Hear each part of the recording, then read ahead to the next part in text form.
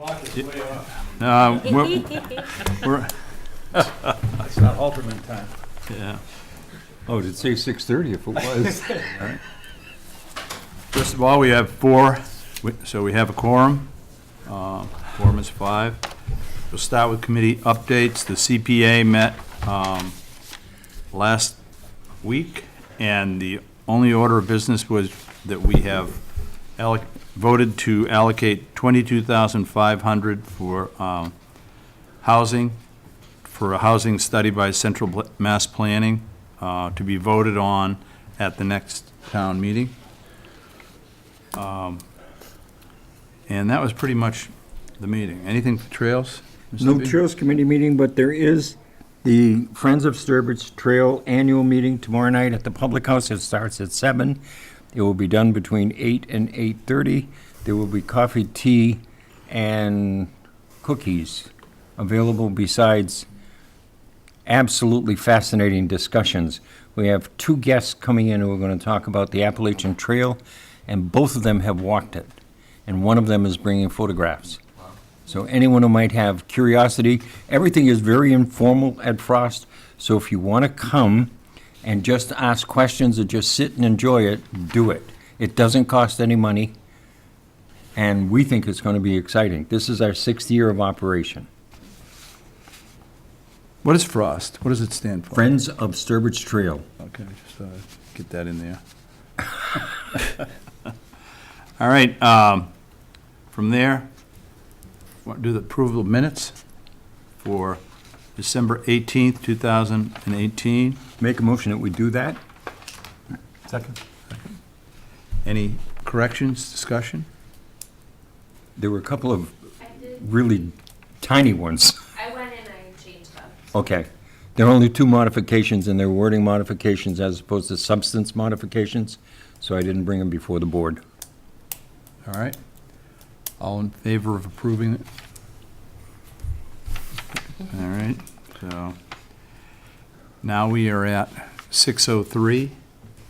Our first public hearing is at 6:15. Do you want to? Yep, we can wait on the forest cutting plan because he's not here, and just in case he comes Yeah. later. All right.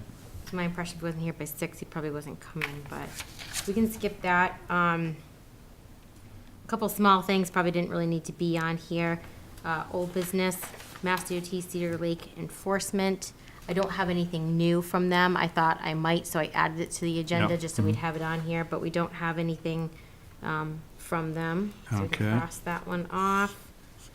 Just to give you an update, the center of Hobbsbrook retaining wall issue down there. This is something that came up from Art Allen when he was doing the solar project before. Glenn had started to work on it, to reach out to the new management company, because there's a failing retaining wall out there. We talked about it at our last meeting. Stephen and I went out there and looked at it. We did see the portion that was failing. There was a silt fence up. I guess they did put that up after it started to fail. I didn't know if it was remnant, it was, you know, from previous project. But I did, I've had some correspondence with these people since fall. So I've been trying to get in touch with them. I finally got a response from them, said they had been working on it.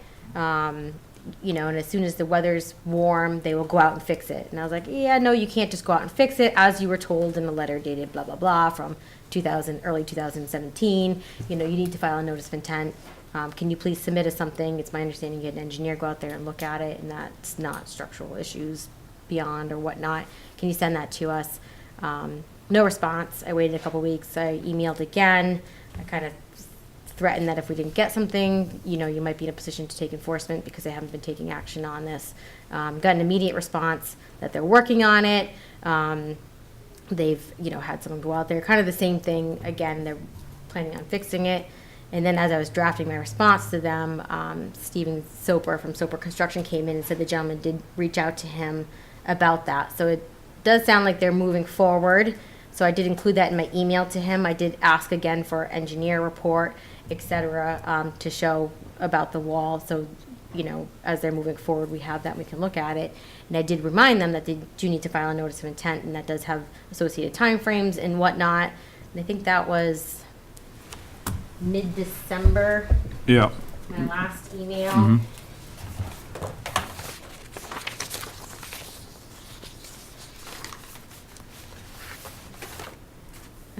My last one was January 3rd. So, right, I emailed them again in December. Got a reply from them. January 3rd was my last response. So I don't have anything from them yet, but it does sound like they're working on it. It's not, do you want to see the pictures? Nope. No. No, I okay. don't think that's good enough. Yeah. I think that we should send another letter, but this time include a specific date by which we will expect to have a notice of Okay. intent or an enforcement order will be placed. I agree. Because if we wait Yeah. until the frost comes out of the ground, then we're going to have a problem right there at that site. Right. Okay. And his response, hold on, I just want to read it to you. I agree. So they've met with numerous contractors to obtain bids to replace the displaced block. However, each contractor has expressed safety concerns about performing the work with snow on the ground and will be taking action on this issue as soon as the weather allows for safe execution of the work. And then as to my characterization of this matter being actionable, if legal action is undertaken, it will be necessary to bring our legal team in to lead all correspondence and direct the activity of our personnel. Please advise if this is your intention so that I may stop all activity, planning, bidding, in preparation to execute this work I in the love it, spring. the big threat. I know. However, Yeah. talking to the contractor without having a plan Yeah. and without saying the contractor is going to develop a plan is unacceptable because a notice of intent requires a plan. Right. And I guess there is an engineer that's working on it and did a report, but I asked for that in any draft plans. Well, here's my problem. They indicated in that they're asking for bids from contractors. They should have a Bid plan. on what? Exactly, yeah. Right. Do you want to give me a date that I can send my letter and What's the date of the next meeting? It's February what? February 5th? 5th? Okay, so how about if we ask for like the 10th of February, so that by our second meeting in February, we have the information, and it's not likely that the frost will be out of the ground by that time, so we can still take action so that they can work on it as appropriate as soon as it's frost-free, Okay. it would seem. Should I ask them again for their engineer's report and any draft plans? We specifically so. want these specifically for those And you can things. specifically point out that if they're threatening to stop all bidding and all of that stuff, then clearly they must have some plan that these guys Yeah, are bidding I- on, so Right. we want to see that. Okay, Yeah. They might have sent a photograph out and said, Yeah. part of the bid is that you tell us how you're gonna fix it. Give us your plan. Right. I mean, I've seen that, but They don't have one. Where are they located? Texas? Arizona, Arizona? yeah. Yeah. And I did send them a certified letter previously, and I know they got it, so I have the right address, so. Okay. All right, I will All right. send the message in. But also in regards to down there too, I did reach out because we had questions about the salt use down there. I did contact the company who was on the Bobcat down there, and they did get back to me immediately. So they are aware of the salt restriction, and they did say that they're using a salt alternative down there. I did ask them to send me an email with that in writing. which they Who is haven't done. who is the company? Hold on, let me go through my paper records here. I should have my, Clean Cut Lawns out of Charlton. And they are not responsible for the Walmart section. And I did go back there by the Walmart section, and there is a pile of sand over there. So it doesn't appear that they're using salt there, but, Okay. Is that still being salted by the Kavinsky Construction Company? No, Clean Cut. Walmart? Yeah. Just Walmart. I don't know. I need to contact Walmart individually because I wasn't aware. I thought that when I reached out to them, I thought they were doing the whole plaza, but Walmart is separately. I didn't think you told me that too afterwards, so. Okay. I can contact them and find out who exactly is doing that over there. All right.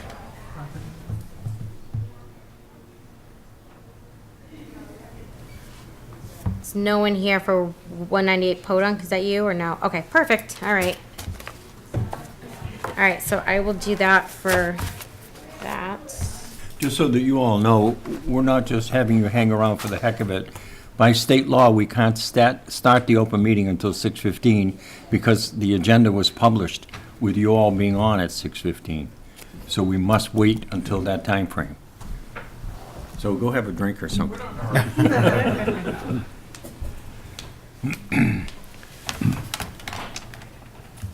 Anything else? Anything else you want to do? Quick. Yeah. So under new business, I just put conservation properties and I put management opportunities, forest cutting plans. So I was gonna talk about it afterwards a little bit with my update. Yeah. I'm gonna start working on for this year, trying to come up with like management plans for our properties. That includes everything that we think are things that need to get done, whether it's a forest cutting plan, whether there's like some opportunity for wildlife enhancement. There's grants available through Fish and Wildlife for municipalities now that we might be able to get to do some of those things. But one of the things I wanted to look into, which was brought up by Fish and Wildlife, was the forest cutting plan on lead mine property, the lower corner off of lead mine, that access section there. So I want to start moving forward on that. And when I went out to the forest cutting site with Chris Capone from DCR, I kind of picked his brain about being on the opposite side of the process, like getting bids, because we have a management plan.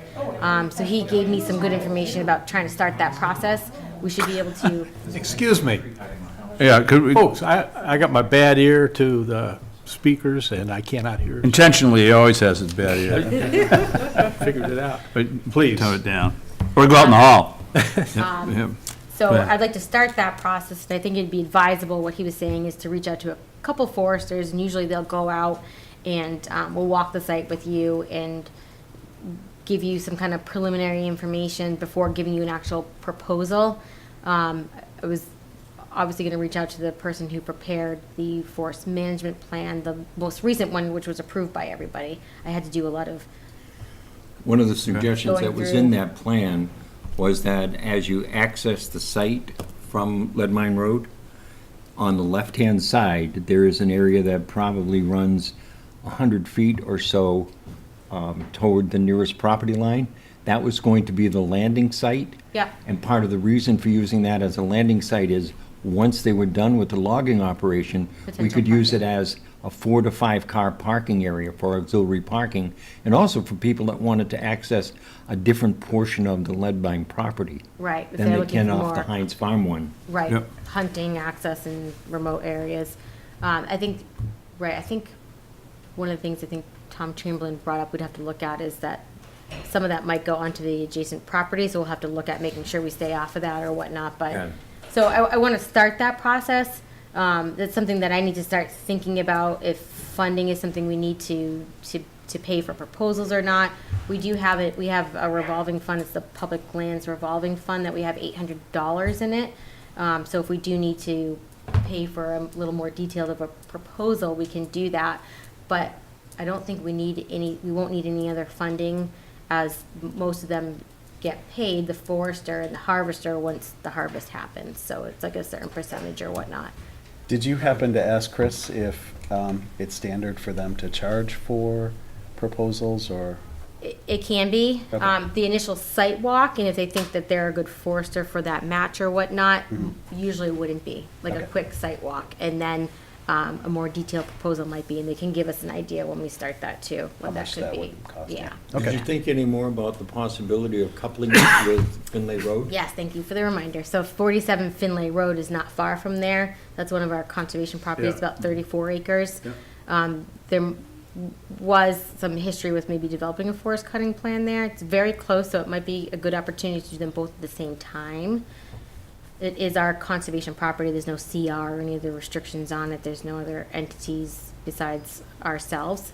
One of the things I was looking at, if we did that one, is that we don't have any good information about the bounds, the meets and bounds of that property, so we might need to have that done, which isn't a bad idea anyways. So I did reach out to a local engineering company, a surveyor, just to ask if they could give us a price range for that property if it needed to be done.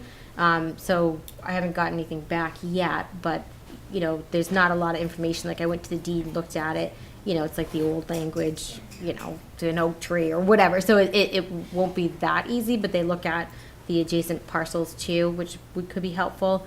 So I've asked to see what that might cost, because if we need to do that. In order to do this, then I need to ask for money for that. Right. So we're trying to kind of plan in advance here as things come up. Might be helpful to pull the previous forest cutting plan, which was like 2006, 2007. I need to look for that. I haven't found that, so, and if we don't have it, maybe this DCR might have it, so. So one of the, also thinking about like the meets and bounds for properties, our property on Farquhar, where the Grand Trunk Trail will go through, if and when that money comes through, that one will need permitting, et cetera, too, and I don't know if, I don't think the meets and bounds are done on that. So I asked for a quote on that one too. That one might be easier because you got Army Corps land and then you have a lot of single-family houses on River Road. So I've asked for When you say that our too. property, you mean the piece that's there at the corner? Or is this a new piece? No, it's there, kind of at the corner, Right. right, yep, right as you turn on Farquhar, Right. right there. Yep, that property Okay. back there. Because the Grand Trunk would go through that, so. Yeah. Which is probably not a bad idea, the meets and bounds, and there's, you know, plaques put up along Yeah. the edges there, you know, so. That's all I have on that. Okay. All right, great. All right. You want to talk dog walking before we, the new dog walking? Oh, there's nothing Take really it. exciting about What? that. I probably didn't even need to put that on there, Yeah. but once I read it, no. But I just thought, I mean, these came out, so there's new regulations that became effective on January 11th, I believe, for fish and wildlife, wildlife management areas, for leash laws and picking up your animal feces or whatnot. I thought it might be useful just to post it down in the kiosk down there, so. Okay. It wasn't that exciting. I Yeah. thought it would be like a lot of interesting reading, but Yeah, nope, Yeah. you know. We ready for the hearings? Yep. In the interest of saving time, the Sturbridge Conservation Commission will hold all public hearings tonight for work within a wetland, water body, or resource area, and/or within the 200-foot buffer zone to a wetland, water body, or resource area, in accordance with the Massachusetts Wetland Protection Act, MGL Chapter 131, Section 40, and associated regulations, and the Town of Sturbridge Wetland Bylaws and associated regulations. We will not be reading the newspaper ad. Prior to opening the first hearing for each project, the applicant is to submit proof of notification to abutters within 200 feet of the subject property line and proof of legal newspaper advertisement. These items are not submitted, the public hearing will not open. Additionally, prior to the start of each public hearing, we will announce the location of the project, the applicant, and the applicant's representative. If any of the visitors have not legibly signed in yet, please do. Also, if any visitors are recording this meeting, please let us know. Thank you.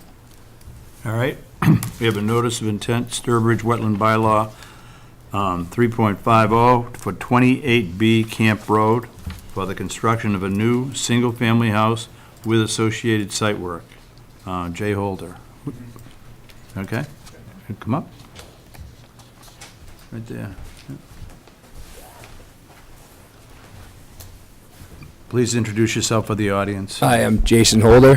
Does this even work, or? Yeah, what do I do? it's not a speaker for here, it's a All right. speaker for, Okay, for the TV. Jason Holder. I'm looking to build that's our property on 28B Camp Road, looking to build a single-family house.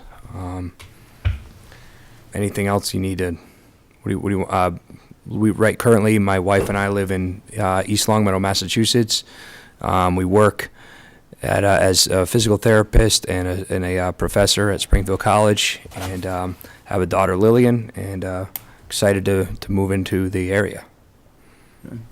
thanks. Jason, can I just ask for the abutter notifications? And he sent me the Yeah. legal ad already, so I got those. Thank you very much. All right, so I can give a summary of the project site here. So we're a little out, and I can zoom in if I need to. So just to give you an idea, we have Long Pond down here. Right at this area here is our 100-foot buffer zone. So this project is out of our Wetlands Protection Act jurisdiction, so we're just reviewing this as a new single-family house within the 100 to 200-foot buffer zone. We have a single-family house. There's no town sewer or water, so we do have a septic system proposed on this side, well, And then we do have a driveway which would come in through this area. We did perform a site visit last week. I think, Steve, you weren't there, so I'll put up some pictures so you can take a look at the site. It looks like, the driveway's kind of been roughed in a little bit. Some of the sites a little open, really early successional, so I think this plan was developed. They bought this property a few years ago and kind of piecemealing, so they got the plan done. The date 2014, I believe. Okay, yeah, the date on the plan is 2014. So the plan does show that it's within mapped priority and estimated habitat. The maps have changed. I talked to Jason about this. The maps have changed, so it's not within Endangered Species Act review, so there's no filing requirements with them at this time, because that's the current mapping. So the plan was done 2014. Right, you guys need a little time, and now they're getting to where they want to start the work on there. So I think in 2014 is that probably when the test pits were done? Yeah. And that might have been some of the disturbance we saw down there at that time. So they're right, there's quite a few young saplings growing up in there, et cetera. So I'll pull up the photos, because then I can give Steve an idea. So this is walking down the driveway into the site. This is down in the site, if you're facing Long Pond with the house off to the side over there. This is facing towards Long Pond. That's where the Steve- proposed septic is. Yep, oh yeah, so this is where the septic is, and you can see, it kind of, it's hard to tell from here, but maybe not in the back, but remember from the site, the bank in here goes up and then it goes down. So it looks like all work would be on this side of the banking, which would be beneficial to not disturb that banking. We did see the staked limit of work that was out there. Do you know how, just to make sure that that's the correct limit of work, when someone staked that, was that, how did they do that? Were they basing it off where the They were basing it off the site plan? The site plan. The site yeah. plan? Okay. So. He said it what was ha- 50 feet off the Army Corps of Engineers Line. line. Okay, so we'll just have to make sure that that's accurate, it's exactly what's shown on the plan before they put the silt fence in, because we just want to make sure we keep Okay. that line there. But as long as, someone, a professional has gone out there and looked at the plan or whatnot, hopefully that's fine, but we'll just have to confirm that. So the limit of work was staked, it is on this side of that, so that's where the septic would be. And then, there was a good boulder line right behind the limit of work, which could be actually beneficial as in the future, just as a reminder of where, your approved kind of limit of work is. So any work you want to do beyond that line, it wouldn't be approved as part of this process, so you'd have to come back, like if you wanted to do anything. We'd like to see that line kind of stay. It's nice to have a good vegetated buffer, especially with that steep But bank does it there. stay on the plan? The boulders aren't shown on the plan. What about the distance? The location on the plan must. give Well, us the limit some- of work line is shown on the plan, which is Yeah. right in front of those, so, and we can add that as like a perpetual In front, condition. meaning this side or on the? On the Yeah, work it runs side. right along Yeah, here. see the stake right here? So this is Oh, yeah, the, that's one Approving a right plan, there. yeah. yeah. So this is kind of where the house location would be, which doesn't have, like the boulders here, so you just have to, that would be your limit of what's approved, so, right, if you did want to do something else. There's one of the blue stakes right Yeah, there. So yeah, and I that- think there was another one. Yeah. You can't really see it on, yeah, there's one right here. You can't really see it, but I can see it on here. So that's kind of summary of the project. Couple comments, questions I had. I didn't know, it didn't say if you were paving the driveway or leaving it gravel, and I don't remember if you told me It would be that. gravel. Gravel, yeah. okay. So, yeah, one thing I thought, go back to the plan now. Just, you're really far from the resource area, so it might not be a concern, but if you have a really steep driveway coming down, thinking about your runoff on that, when you're doing, the Yeah, installation of going that, one. have yeah. it pitched in a swale, especially because it's pointing right towards your house, so. Right. Yeah, if they did that and they incorporated that, that would be great, just not shown on here. So that was one thing, let's see. One thing I thought might be useful is, the limit of work where the house is gonna go in on that side, because it's, still pitches down there. I've had last winter, a lot of sites where the erosion controls have blown out on slopes that even when they're far away. So a double staked silt fence, one with hay bales and one without, would probably be useful there. And that way we can just ensure, but when we issue a permit, whoever's working on your project, someone would be designated as the erosion control monitor. So they would be out there to make sure that, you know, inspecting and making sure that they're being maintained throughout construction, so there are no concerns. Make sure that sediment doesn't wash out of your project site. So those are all things that we'd write in our permit. I just figured a double stake there might be useful. All right, so those are my comments. Are you looking right. for, go ahead, say Steve? recommendations. Do you have more comments? No, no more comments. No, she's done. Okay. I think she's covered everything I would cover. Looks good. Mr. B? I have a question about the erosion controls, Becky. Is there a need for the erosion controls all the way around the septic system? On this side? Yeah. My question is, on the right-hand side, is there a need, as we're looking at the plan? Because it appears that the slope is in front of the septic system, and the septic system is on a basically flat area. So if it's basically flat, why would we want to disturb the land and take out the vegetative growth that's in there, other than what's going to be taken out as a result of the septic system placement? I mean, I don't think it would be completely necessary. It does kind of delineate the approved limit of work line. But as you pointed out, a big part of the limit of work line is going to be delineated by the rock wall. Yeah, you want to speak to that, Steve? I don't think it would hurt to have I, it. I don't think it would hurt based on what we saw Yeah, what we from saw, the, I mean, Yeah. they're, yeah. It's all a disturbed area. It was clear. They gotta clear a lot of vegetation Could we out. talk about, instead of a silt fence and hay bales, could we talk about putting in straw wattles? Either or would be fine. So that you would not have to dig that trench to bury the silt fence? I think that'd be fine on that side. I just wouldn't want to make it confusing and someone, See, I think the thing that Steve's gonna say, and I'll say it, that as you come down here, this is all, the road's all there. And there, along here, there is a stone wall, which will be a block, okay? But you get to about here, and it disappears. There's no longer a berm. So you're gonna have to pick up there and come up around with a substantial Silt fence, silt fence, because it slides towards the lake there, okay. okay? Yeah, there's like, exactly, there's, Yeah. there's like a drainage, Yeah. natural drainage channel that kind of comes down through here. You can sort of see it with the We can contours, see the but steepness of the but slope. it seems like it's Right. actually Yeah, you further pointed over it this out, way. yeah. Yeah. But,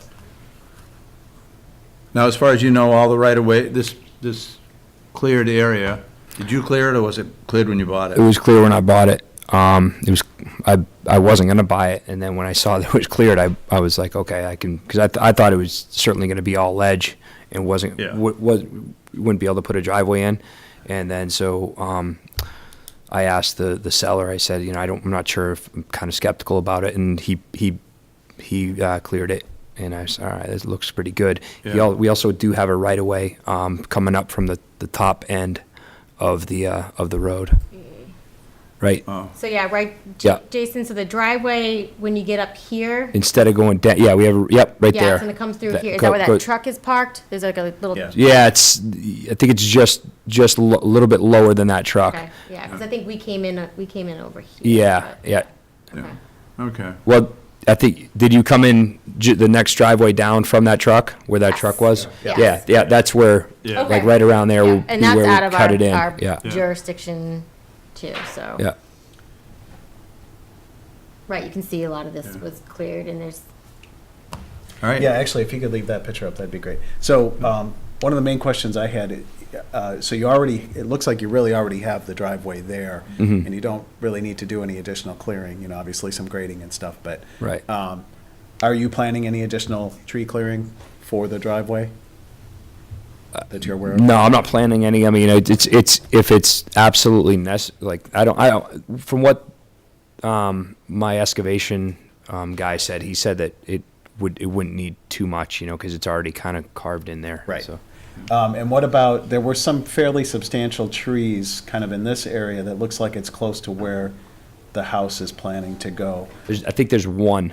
Yeah. There's that one probably Are will. you- I don't, depending on what I'm not sure what's gonna happen with that. I mean, Because most That of the would be able trees to have get rid of already that been one. cleared out of there, it'd be nice if we could leave, if you didn't have to remove any additional trees, that would Yeah. be great, I but, just don't know how, if that's gonna be smack dab in the middle of the driveway, right, or if I'm gonna be able to build with that there. okay.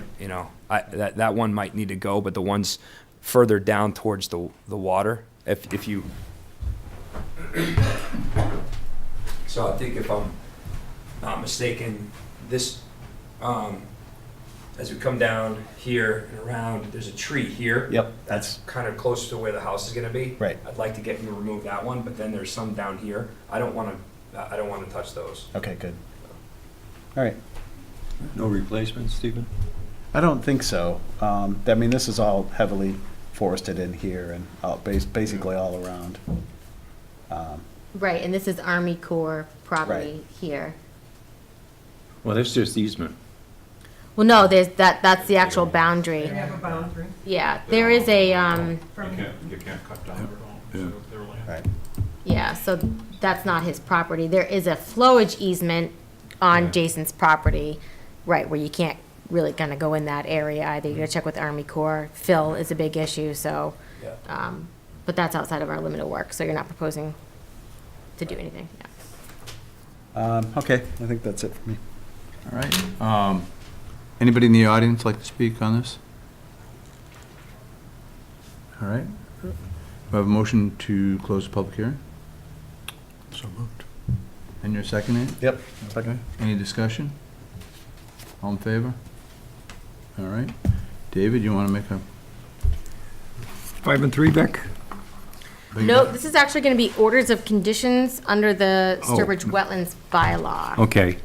So we make a motion to issue the order of conditions under the Mass Wetlands Protection Act and the Wetlands Bylaw. No, no wetlands just- protection. I'm Act. sorry, just for the Yep. comment for Town of Sturbridge. Yeah. Wetland bylaw, and we will use it from the date of the print, which is 2014. Yes, yeah. Second? Discussion? All in favor? Thank you very much. Thank you. Okay, yeah. So, Jason, just to let you know, the next step is we'll draft and issue a permit, and once that gets drafted, they'll review it, they'll sign that, and we'll get that to you. So there is a little bit of a process associated with that too. So, but you can call me Okay. later this week if you want to talk about it in a little more detail, and I can kind of guide you through that to help you with your planning purposes. So you draft and issue a permit, and I'll just, okay, Yep, great. all right. Thanks for coming in. Thanks. All right, we are now, request for determination of applicability for 241-245 Main Street, removal of 1,000 and 5,000 gallon tanks from the north side of the garage. C. Moran. Okay. How you I'm doing? not C. Moran, I'm Steven Soper, Soper Construction. I persuaded him not to come. We thought it was Craig in a different sweatshirt. No, just me. Steve, nice disguise, come on, Thank you, man. thank you. All right, I just want to say before we start, Craig did give me his legal ad and his Yeah. abutter notification already, so I do Yeah. have those. We are legal. And then Steve did email me yesterday, so we do have a scope of work in writing about the project, which we have been asking for, so there's one for each of you. Attached to that, I just have a copy of DEP's 99-1 policy, talking about, reviewing projects and if we require an NOI or not for us to look at as part of our, Yeah. examination of this. So there's a copy for each of you there. And then you can pass this down. I'll put this up on the screen, but I didn't know if anyone wanted to see it a little closer. Thank you, sir.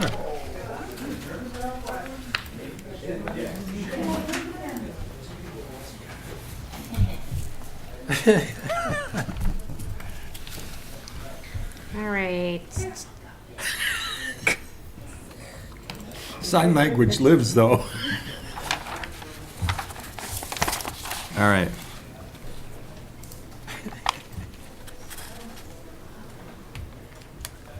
All right, do you want to give an overview of the project? I can put up the aerial Sure. photos too. That's a Lenny Jalbert drawn plan right there, by the way.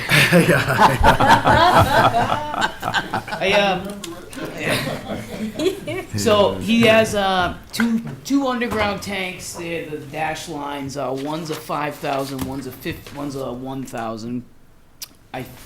As far as we know, they're situated like that. The 5,000 is closer to the banking. I don't know if you guys have been up there or not, Yeah. but there's a slope right behind them. It's about the edge of the tanks are 73 feet from the wetlands. I was out there with Gary Magnuson from CMG. He took a look at it. We measured it. The tanks have been in there since 1950. Their condition is unknown. He's still using them now for heating oil to heat the garages. But he is concerned about them, and he wants to kind of be proactive and get them out of there, sooner rather than later. So it's a tight area. There's not a lot of space for any. It's a tough area because I know you guys don't want to pile the stuff there, but it's a contamination question and issue, so we're gonna have to pile some of it there. So it's really tight working in there. I think. I talked to Becky, maybe we'll put some wattles down below, kind of where it flattens out a little bit. And I think that this, in my opinion, that the sooner... So what he's going to do... Just gonna. Yeah, that's the... Yeah, I that's just the want to two- see if I have one of the bank here. Yeah, so maybe this is useful because Yeah, there's two Steep two bank. above ground tanks there now. We're gonna disconnect them. He's gonna have them pumped and cleaned by NEDT, and we're gonna move them. We're gonna keep them on site because he's gonna reuse them after. He's gonna put them back and use them again after. So we're gonna move those out of the way. We're gonna scrape off the top layer of soil, put that to the side in that area that I showed on the plan. We're gonna put it on a 6 mil layer of plastic, cover it over it with the 6 mil layer of plastic, test it. And then Gary said about the tests usually take about 5 days to come back. He can test it on site, but for it to be official, he's got to send it out to a lab, and they get back to him within 5 days usually. So we're going to strip off that layer of soil. We're going to cut a hole in the tanks, and then NEDT, New England Tank Disposal, is going to come and cut them open, clean them out, pump them out, clean the sludge out, get them sparkling clean. And once we have the test results back, depending on we'll take the tanks out, take them to mass tank, and then we're gonna have to leave it kind of as is until we get those results back. We'll have to leave the hole open. We'll have to stake it off, leave the hole open, leave the spoil pile there, and then once we get the test results back, depending on how much we got to take out of there. So it's kind of an unknown type deal. You know what I mean? I don't know how far I'm gonna have to go with it, but I do know that now is really the time to do it, in my opinion. The ground is frozen. That's gonna that banking is vegetated, but I don't know how close the tanks are. So I think that with the frozen ground, with not a lot of snow on the ground, I think that the sooner we can do this, the better. You know what I mean?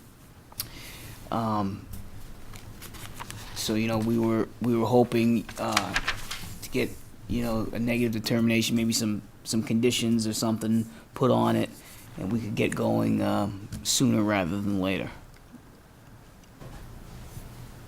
okay. Okay.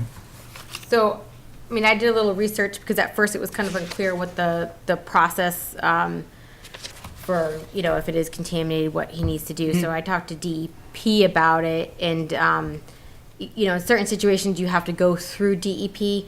Other situations you have to go through the local level. So I did talk to John Marinelli as well. So this is something that would fall under local level review. So, and the process that DEP kind of outlined to me is what Steve's saying here too. Tanks come out, do a soil probe and you collect soil, you do for a lab analysis. It's going to go out to lab. At that time, or in the process too, there are requirements that there's a Form 1 and 6 that needs to get sent into DEP Yeah. as well with those results. So it sounds like CME is aware of that. It's the same process of what was told to me by DEP. Now, as far as stockpiling, so that's something new that Steve mentioned that I think when we were out there, Craig had mentioned that they just kind of load it and haul it out, properly dispose of it. So it sounds like it needs to stay on site. When Steve came in, I talked to him about, we could, cover it with tarps, protect it with erosion control. So in case we do have some unexpected but almost normal now rain event, it's not going to wash out of there. So I think the unfortunate part of it is we don't know if this is going to impact that bank. And that's where there's a lot of concern there. I think that if we knew that, I think it would be really helpful. Are you looking for?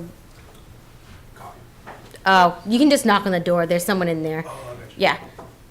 I also spoke to Army Corps of Engineers there, the abutter at the rear right there. They did call, and we're kind of asking about it because we do put our filings online, but at that time there wasn't a scope of work or a sketch or anything that Craig had provided. So I did talk to him about it to see what their concerns might be. They, we're happy to see that this would come out as it could be a potential source for contaminants. He was more concerned about, are we going to require conditions such as erosion controls and whatnot. So I talked to him a lot too because there is that flowage easement there. He didn't think that the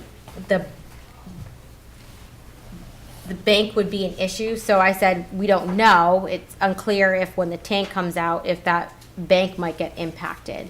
Do you have concerns with that? Primarily their concerns are if fill gets put on that bank, which displaces for the flowage easement. So as long as if it was put back into its natural state, they're okay with that too. And the gentleman I did speak to there, he's been working there for about 20 years, and he said he's fairly, he knows the site fairly well. He goes by there a lot. And he said in the 20 years that he's been there, he hasn't observed any fill at this time. So I just wanted to share that with you. He thought that the fill that was there for that site was probably like 50 to 60 years old is what they were estimating. But that was just the information that he gave me. So What's his name? Keith Kitcher, I believe is what he said. I need to look that up better, but he knows Craig. I think he spoke to him as well. Yeah. So I was happy about that because I wasn't aware of what their concerns could be there. So, Steve mentioned the tank's about 70 feet. When he came in earlier, I'm like, I think it's closer, but I measured from the toe of where I thought the slope was to the wetland. So from the toe of the slope to the wetland, it's about 50 feet, and that's using the aerial photos. So I think obviously this would be a project that needs to be heavily conditioned because there's a lot of protective measures we need to make sure are done. I think Yeah, okay. I also think since it's kind of a one-day job, it sounds like at least to get that out, it'd be something that maybe I could be on site while the work is being done. And that way, if there's like an issue with the bank, I can be there. I was kind of also thinking too, when it's conditioned, however, through this process, or if you determine to do a notice of intent process, is having, like an erosion control blanket on site. One thing I don't think we should do is maybe the riprap on the slope, just because I don't know if, how that ends up, and I don't want to mess with any flowage changes for their easement or whatnot. Thinking they could have like a erosion control blanket ready on site if needed for that area. We could get it stabilized that way. So in your packets, I printed the 99-1 policy. So kind of use this before looking at projects to see if this is something that could meet the criteria to move through being conditioned under the determination process versus a notice of intent. So on the second page, the first thing is alteration within buffer zone is less than 5,000 square feet or 10% of the buffer zone on the lot. I think that we are looking at less than 5,000 square feet. Yeah. Okay. A 50-foot wide area of undisturbed vegetation in the buffer zone along the resource areas provided. I think we might have the 50 feet or approximately the 50 feet there based off of that measurement. It's not something that's generating stormwater. And then the buffer zone does not border an outstanding resource area, certified ground pool, public water supply, or ACEC. We have no ACECs in town. I don't know if that is part of any drinking water supply, but I'm not aware. I did look at our protection areas that we have on our GIS, and it does not fall into that, so I'm not aware of something else that I should be looking at. It's not within estimated habitat. We could put erosion controls. So the next thing it says that this presumption should not be applied based on unusual circumstances of the site. If there's steep slopes or the project has a potential for impact over time, which would require oversight through continuing conditions in a certificate of compliance. So I think there is discretion here. I think either way, the project could be heavily conditioned to meet that criteria. I think that covers all my comments here.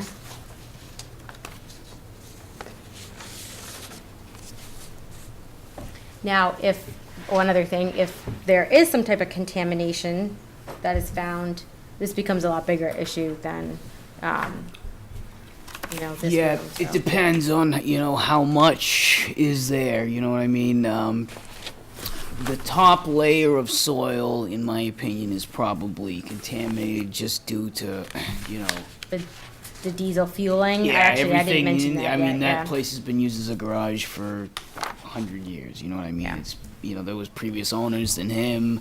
Who knows what they did? So it's you can kind of look at it and see that the top might need to be cleaned. So that initial pile is probably gonna go. Yeah. But other than that, you bring in clean fill and fill in whatever you take out. You fill in. You take it to Chicopee, and they handle all the contamination there. But that's to be determined, I guess. Right, and we can get those records from CME. So that's one other thing that I didn't What mention. records can you get from them?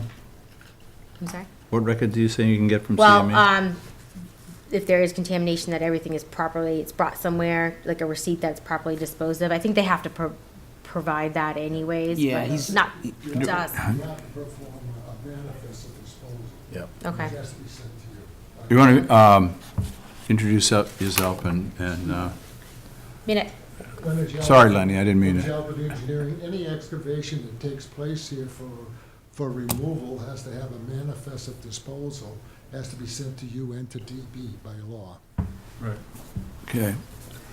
one other comment, I guess, thinking of, there are a lot of oil spots all over the property. If someone's out there, it might be useful to have them Well, probe. yeah, and that would be the first question. Bring the area of the site up. Do you want me to zoom in? A little bit, yeah.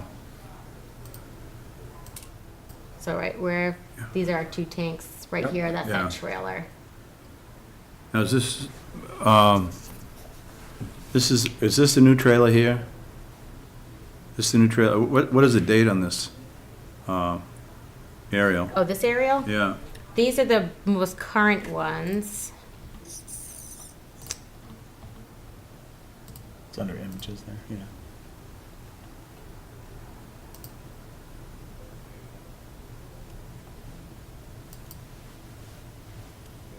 That's 2005, that's not there. So that's 2005. So that new trailer that's in there, when was that put in, Lenny? I don't know, I have nothing to do with the project. okay? What the hell? Sorry. I think the one you're, So, well, there's yeah. this one, which is, I don't know if that one's parked. There's this one, which is the office, which is the one that was more Right. semi-permanent. Yeah. That one's not. That's basically what it looks like now, I think. What? That's basically what it looks like now. The office is there, and then Right, that's that the white office. trailer is just a, I think it's like some kind of road cleanup trailer they pull in and out Becky, of could there. you scroll It's, down no, over it's, here? the one we're talking about is Over the here. fixture there. Oh. I want to see what the date is on what we're looking at. Oh, well, these ones, so this one is just set in this one, but I can show you if I click on the, The 2018. yeah, Yeah. 2018, it's on and it doesn't change. So I think that's what this map is preset at. Okay. Because I use this off of the natural heritage because it's got the layers, those Great, layers yeah. already on there, but yeah, That's what I was curious about. yeah. So I think this trailer is the one that's the office that, I don't think so. I think it's over on this side of the, well, there is a trailer No, it's- here. No, Ed, it was on this side. It was It was on that right side? next to the building. Yeah, Okay, it's on the yeah. other side of the building. Yeah. All that stuff between the garage that we're talking about and that other building is gonna be cleaned out of there, because we need all that space. see, this is where we, this is what we need a notice of intent for. Just a few of the points that he's made already. I mean, what are we gonna have here? I mean, what do we got now? Right, and that was one This, thing. this is not good enough for what we're talking about here. Okay, We're above and on top of, Hobbs Brook. yeah, And like Mrs. Soper said, the amount of spill in and around those tanks, right. And if it was done under a notice of intent, if there was contamination, that cleanup can right. proceed. I'd also like, I'd like a notice of intent. I would also like a plan for the entire site. What's where, where the buildings, all of the rebar and all of the garbage that's been thrown over the top of the hill. What are they gonna do with that? With an indication as to where the 200-foot buffer zone is. Yeah, right. Is this the property boundary? I have no idea. The property is right almost behind the back of the building. Yeah, I think that's it. So right who there. owns this? That's Army Corps. Army Corps. Yeah, This is Army Corps? Yeah. Okay. What happened is the original piece went to the wetland area, but the Army Corps of Engineers Yeah. had a taking because of flood control, and the taking was basically right behind the building. Yeah, Gotcha, okay. yep. But it looks like, obviously, this stuff is not. right. And I did ask Army Corps about that. I'm like, well, I'm like, I know this isn't 100% accurate, but, or you have concerns? But I mean, there's been a continual and ongoing, having gone by there as many times as anyone in the world over the last 40 years, there's been a continual and ongoing push. I mean, the Jersey barriers are less than 2 years old. They're the latest game. There's brush. We don't need to get into conflict. There's tons of brush. There's all kinds of cutting. I mean, first thing that Craig would say is that we're back to the tornado, which I understand. But we need to bring this site up to date if we're going to start pulling tanks out. So I think we need to, a plan, a notice of intent that comes to us, stays within the boundaries of obviously, they're not in the boundaries right now. I'm the just, property. my concern with that is that, like I said before, I think now is the time to do it. Mm-hmm. And number two, I don't know how far he's willing to go with this thing, you know what I mean? If he's gonna spend, $5,000-$6,000 before we even start, he might say, let's leave him in the ground then, you know what I mean? I don't, nobody's making him take it out, nobody says there's Yeah. a leaking, I just. Well, yeah, but on the other hand, that's his position, that can be fine. We can just go forward from this now, that we've been allowed on the site, and push the issue. So, our objective is to protect the wetlands. And you couldn't say to me, Ed, they're doing a really good job of protecting the wetlands with that site right now. That probably, by your own admission of spills that are there, I don't know when this storage container went in there, when did that go in? What storage container is that? That one right there. I don't know. I have no idea. I don't know if it's a storage container or a trailer. It's I a don't- storage container. Yeah, I'm not It's sure. It's a, what, a 20-footer or whatever you want to call it, Yeah, I'm not dumpster. sure. Is, you know, but I think we need a plan for it. This is not going to be able to have us track what you do, and if you say to me, I did this or did that, we're not going to be able to tell from this. Gentlemen, I'm doing all the talking here. We noticed. That's fine. You made really good points. Is part of this is that this has come across our desks, and we're all aware of spills and potential sources of contamination and so on, and they want to pull those tanks, which is very serious. Are you looking at this as an opportunity to kind of look at the whole site and see that things are tightened up a little bit? The answer to that is yes, but you don't even have to say it that way. Look at the size of the site. There's practically nothing there. And he's going to go in there and excavate and take out the tanks, store the materials on site. You know, have you been by it? Have you seen how many cars? Oh, We did, I brought him out Becky and I there. went over there a Yeah, couple of days so ago. my point is, I agree. I'm just saying, yeah, just to tie a bunch of loose ends here in these discussions, are we going to look at a notice of intent to deal with those tanks? And there'll be a lot of conditions because of the situation there, but also to look at some of the other areas. well, yeah, what, have the buildings outlined on the plan that are there? What is there? Have the, you know, Do you see any cleanup Yeah, of any of of the areas aside from the rebar and the tanks? stuff that's down over the banking. And all those spills by the existing diesel tanks there, just forward of the tanks that they're going to remove, all that stuff on the bottom? Yeah, right on the, looks like it's been being spilled there for 50 years. Is that what? No, it says 100, I believe him. 100, I go along with 100. Yeah, that was part of what we're gonna do there. We gotta Yeah. strip that top layer of soil off of there. good. That's what's gonna go. That's why the stuff has to stay there. You know what I mean? It's not my rule. I would get rid of it too, but it has to stay there to be tested. You know what I mean? I can't. Yeah, I can't. And then I can't then bring it'll it get anywhere without it being Are tested. you talking about after the, what's underneath the tanks is material you're going to keep? At first, it's gonna be just what's on top there and just enough so I can get the tanks out. Right. And that, I can't do anything with that until it's tested and I have direction, you know what I mean? It's like it's not my rule. I'd like to, bring it to Ed's house. I don't know, you know what I mean? But I can't get rid of it until it's tested and they tell me what to do with it, you know? Okay, and then you've got the issue of the second layer, they pull the tanks, and now you've got potentially contaminated. Somebody will Potential. be there with a PID. Yeah, CMG will be there, they have to be there the whole You know, time. like Yeah, a yeah. first pass with the instrument. Yep. Sniffer. So are we in agreement on, Stephen? What do you got? I would make one additional comment in looking through the scope of work. Yeah,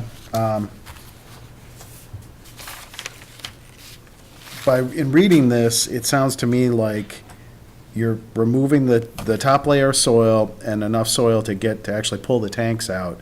And that's what you're sampling. And then you're saying, if found to be contaminated, the soil will be excavated, loaded, and hauled to, blah, blah, blah. I guess I would like to see in the scope of work that they're actually sampling below the tanks, not just the soil that comes out that's necessary for, So- Gary. I think that is part of the. Yeah, the Gary did. process I for didn't the see it person, but yeah, specifically you're spelled right, out it's- here it's that not there on should here. be, Oh, it isn't. Yeah. maybe 3 samples for the 5,000 gallon tank and, Yeah, just he's one got sample he's for- got guidelines that he's got to stick to. Okay, You know, all right. he Can I does just the whole add a thing. comment so we can give some feedback too? we had asked Craig when we were out there, what was he gonna do with the area afterwards? Are you gonna pave it, you gonna leave it, what are you gonna do? And he wasn't sure. So this says that the area of tank removal will be covered in asphalt grindings. Right, yeah. Do you have concerns with that? Do you, then, that's, going from I would, impervious to Yeah. pervious, so that kind of, like I had said to Craig when we were out there, if you, Yeah. right, if you're gonna pave some area, that requires a filing, so, but since it says the asphalt millings is something you wanna comment on, or? Do we want it to be oil-based, guys? I would rather it not be. Right. And further, I really don't want to see expansion over the banking. You were Right. talking about riprap or whatever going over the banking. I would like to keep, Vegetated. it isn't vegetated now. Not really. Yeah, it's got a lot of growth there, a lot of vines. and- Vines, yeah, all stuff like kinds of that, stuff but it's, there. you know. We do have to take a vote on that. Yep, yep. And I still have 4 questions to ask. Go ahead, go for it. First of all, I agree with Steve about, he wants to get them out of the ground, let's get them out of the ground. However, one question that I would ask is, why is it necessary to put them back in the same place? If in fact, the same place is the closest point to Hobbs Brook that there is on the site, why can't we find a different place on site to put the tanks? For example, why couldn't we move them forward of the building? Why does it have to be at the very rear of the building, which is closest to Hobbs Brook, so that if there's a problem, we now have a problem? It doesn't go to Hobbs Brook, by the way, Yeah, because the second it hits that water, it's in the Quinnebog. yeah. They're as far forward as they can be. They're right at the front of the building. The 2 tanks that he's gonna put back there, they're right at the front of the building. You mean the above-ground tanks? Yeah, The the in-ground above- tanks are coming out, won't go back in. The Yeah. above-ground ones, is that what he plans on doing? Because when we were out there, he wasn't sure. He thought he was gonna move them inside. Right, that's- And then Yeah. I mentioned that to DEP, and they're pretty happy about that, but. Yeah, he's debating a few things right now. He doesn't want to take them off. He wants, it's either going to be put them inside or get 1 tank to replace the 2, get a 2,500 gallon tank, double walled for the diesel, and then put the heating oil tanks inside. And is he planning on doing that right after he takes the other tanks out, or is he gonna need some time and figure that out? Is he gonna need tanks back right away, or? He'll need something back there, the relatively building? soon, yeah. I think the heating oil tanks were gonna go inside the building. And he doesn't have a choice but get that done right away. He's not gonna have the guys inside the building without heat. What's the concrete frame around the tanks for, and why is that gonna stay? I haven't seen anywhere where that's coming out. Those are jersey barriers around it. Each tank has like a metal containment thing underneath it, so if the tank ever leaked, it's inside there. So those come out with the tanks, the jersey barriers will move. So I'm gonna reflect one of Stephen's comments also. Stephen and Steve. Is there gonna be any amount of testing done in the depth of that soil? Yeah. Yeah. Because one of the things we found out when This is the the trail. station that is now the Stop and Shop Yeah. station Yes, the Yeah. tanks. was taken down, was they didn't find a lot of contamination in the top. Yeah. But by God, when they got down about 6 feet, Yeah, underneath, Gary from CMG could speak to it better than I do, but he has all kinds of, stipulations when we take out tanks like that. He's gotta test the topsoil, he's gotta test underneath it when we pull it out in a couple different areas. He's gotta test something, a certain distance away from it. He would know more about that than I would, but, it's stuff he has to do, regardless of whether I have it in here or but not. maybe one of the things we could do relative to not putting the tanks back in the same place, he's thinking about putting 1 tank or 2? I think 1 is gonna replace those 2. Okay, so 1 tank, which is going to be larger, or it's going to be a 5,000 gallon tank? It's gonna be a 2,500 gallon tank. 2,500 gallon tank. Yeah. Instead of placing it parallel to the building itself, which puts the rear end of it that much closer to Hobbs Brook, why not put it sideways so that the side of it is parallel to the angle of Hobbs Brook, because you're now moving it further away from Hobbs Brook? Yeah, I think, space is an issue up there. But he I'm can sure you move, guys all know, yeah. the structures that he's got now are all on wheels. They could be moved forward, and the tank could be put in back of those structures, and just by doing that, he's moved it a number of feet away from the Hobbs Brook drainage area. Can you put that previous slide of the site back up, Becky, please? The aerial photo? Yep. So if you went from the building, Stephen, help me out here, please. Yeah, so these are the two tanks here, David. Yeah. I'm not sure And that is a white trailer right how next to much it. we, no, that was in the picture that she just showed. So Yeah. take that Different white trailer This and is the move it one. forward by 20 feet. And now, right along the edge of that orange line, which is his property line, put the tank in. You've automatically moved it several feet away from Hobbs Brook. You're talking about putting the tank over here, the No, diesel I'm tank? talking about putting the tank, instead of having the tank go this Yeah. way, I'm talking about putting the tank sideways. So it will go this way, along the side of where the trees are. You see the white trailer? This one right here? That one, move it forward by 10 feet. Uh-huh. Bada bing. Now go back to where that line is. Here? Okay? And now from there to the house, to the, back toward the house, Uh-huh. you put, right in that area, you put the tank. Oh, let me do it then, because yeah. I'm screwing it up verbally. If you take, sure, You're over there. Right.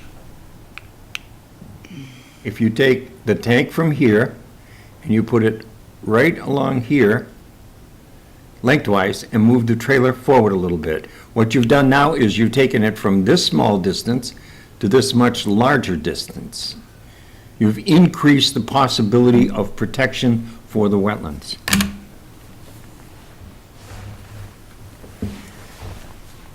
And I think that's one of the goals that we have.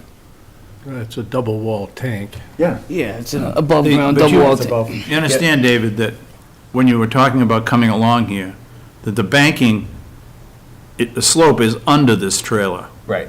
It goes along like this. See where the corner is right Yeah, there? So, Show you. Oops.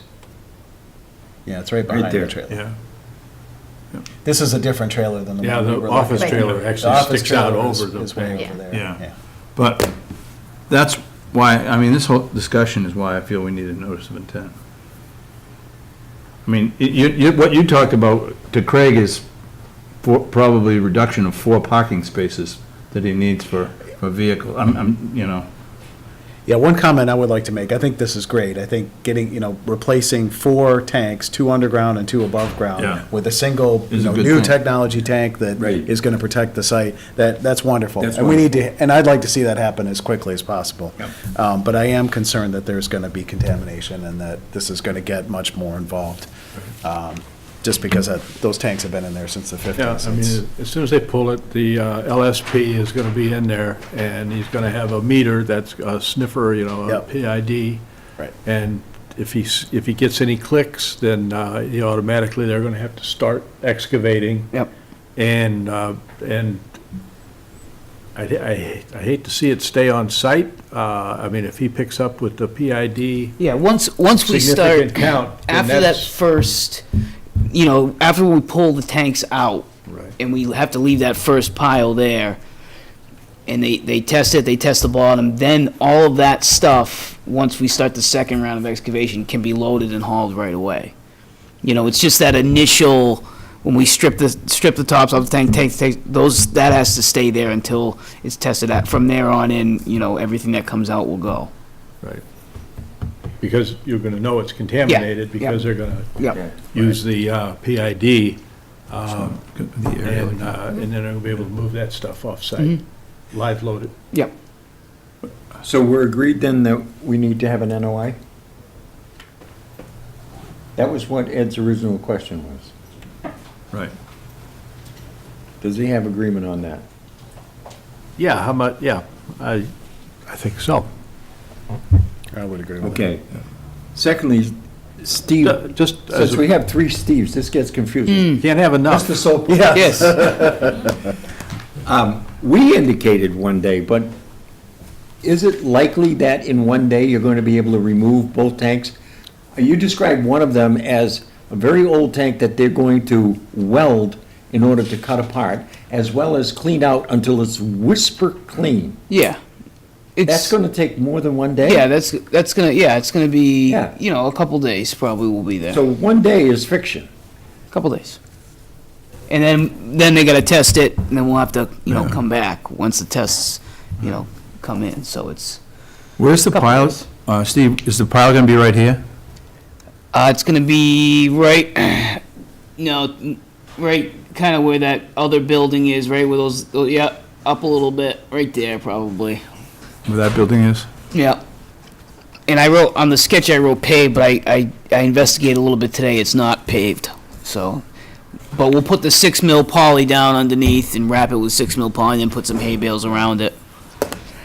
But, you know, if we have to, you know, Gary from CMG will probably, you know, handle the site plan and the notice of intent and, you know, from here on in.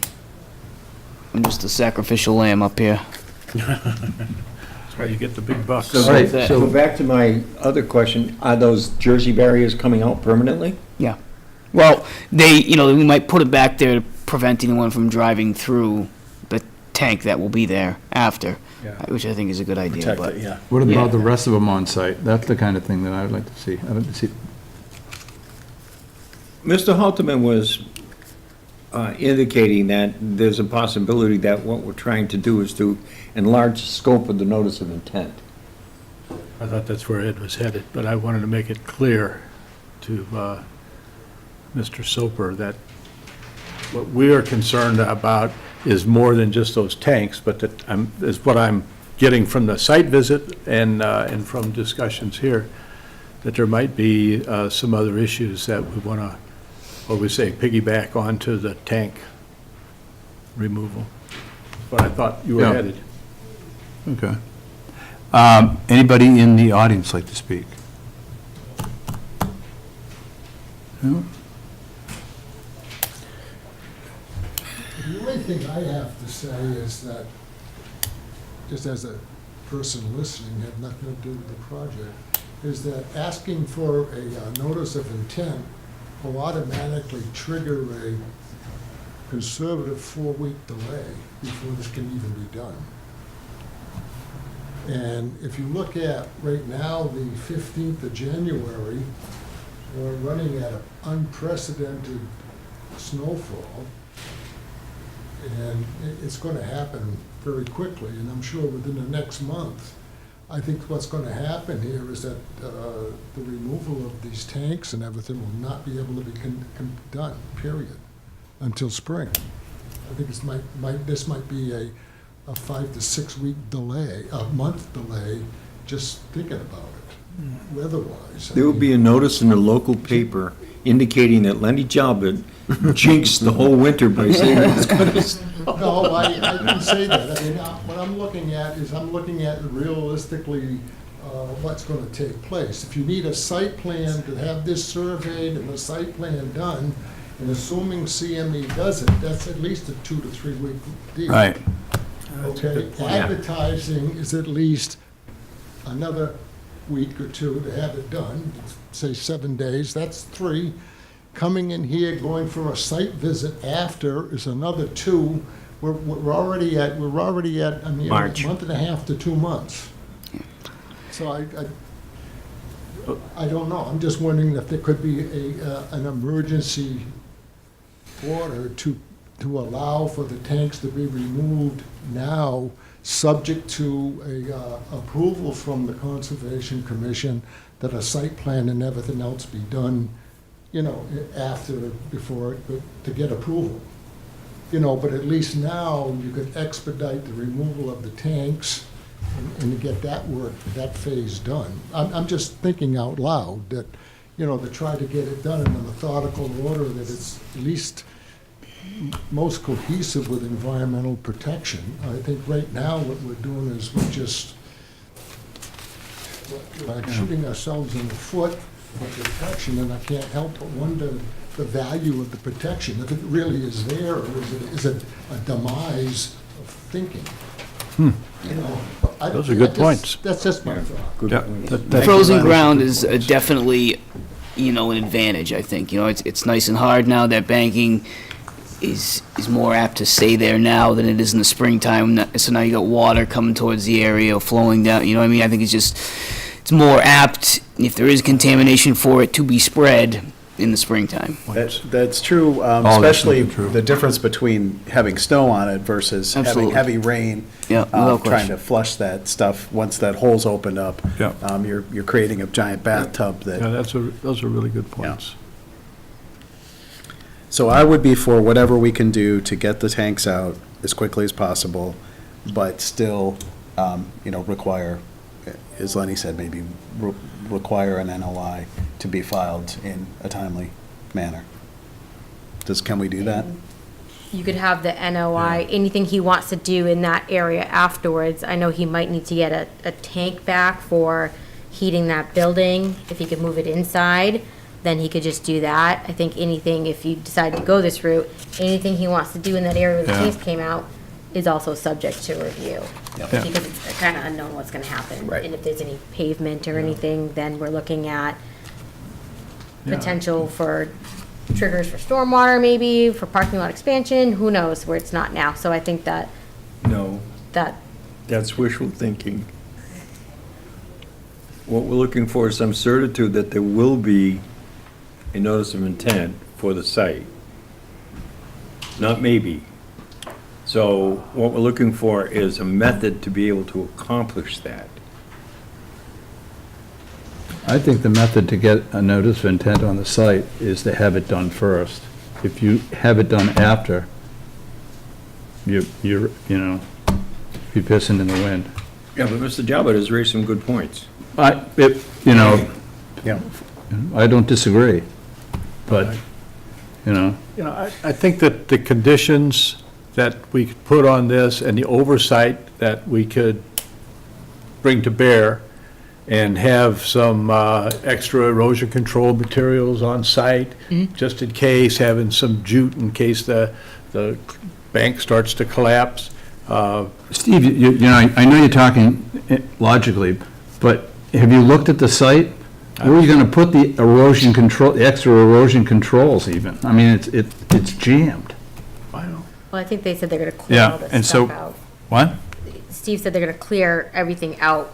You're gonna clear all this stuff This whole out? area. That whole area is gonna be cleaned out of it. I mean, I can't work there until it is, you know what I mean? It's gotta be, What you if know, we the did cars, this? everything. What if we did what if under our local bylaw, we agreed with doing the work that has been proposed by Mr. Sopa, and as one of the orders of conditions, we indicated that we expected a notice of intent for the balance of the site? Would that work? First of all, is that legal, Becky? I think we can add that as a condition. And- We're only and- approving, And does it have to be a notice of intent that we agree on? Or is it a notice of intent just that they agree on? If they bring us a notice of intent, they brought us a notice of intent. But then the notice of intent requires approval. Right, so you're gonna have to, can be specific about what you're looking for. yeah. Right, but at that point in time, Steve will already have taken the tanks out.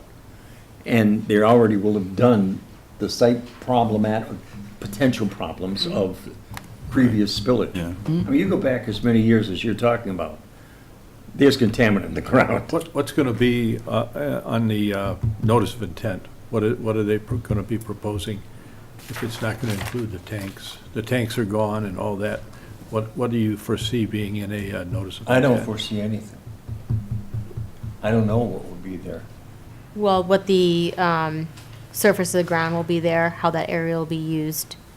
Is he paving it? Is it being If used for nothing else, that there be a parking, meets and bounds plan with an existing structures plan, not mobile structures,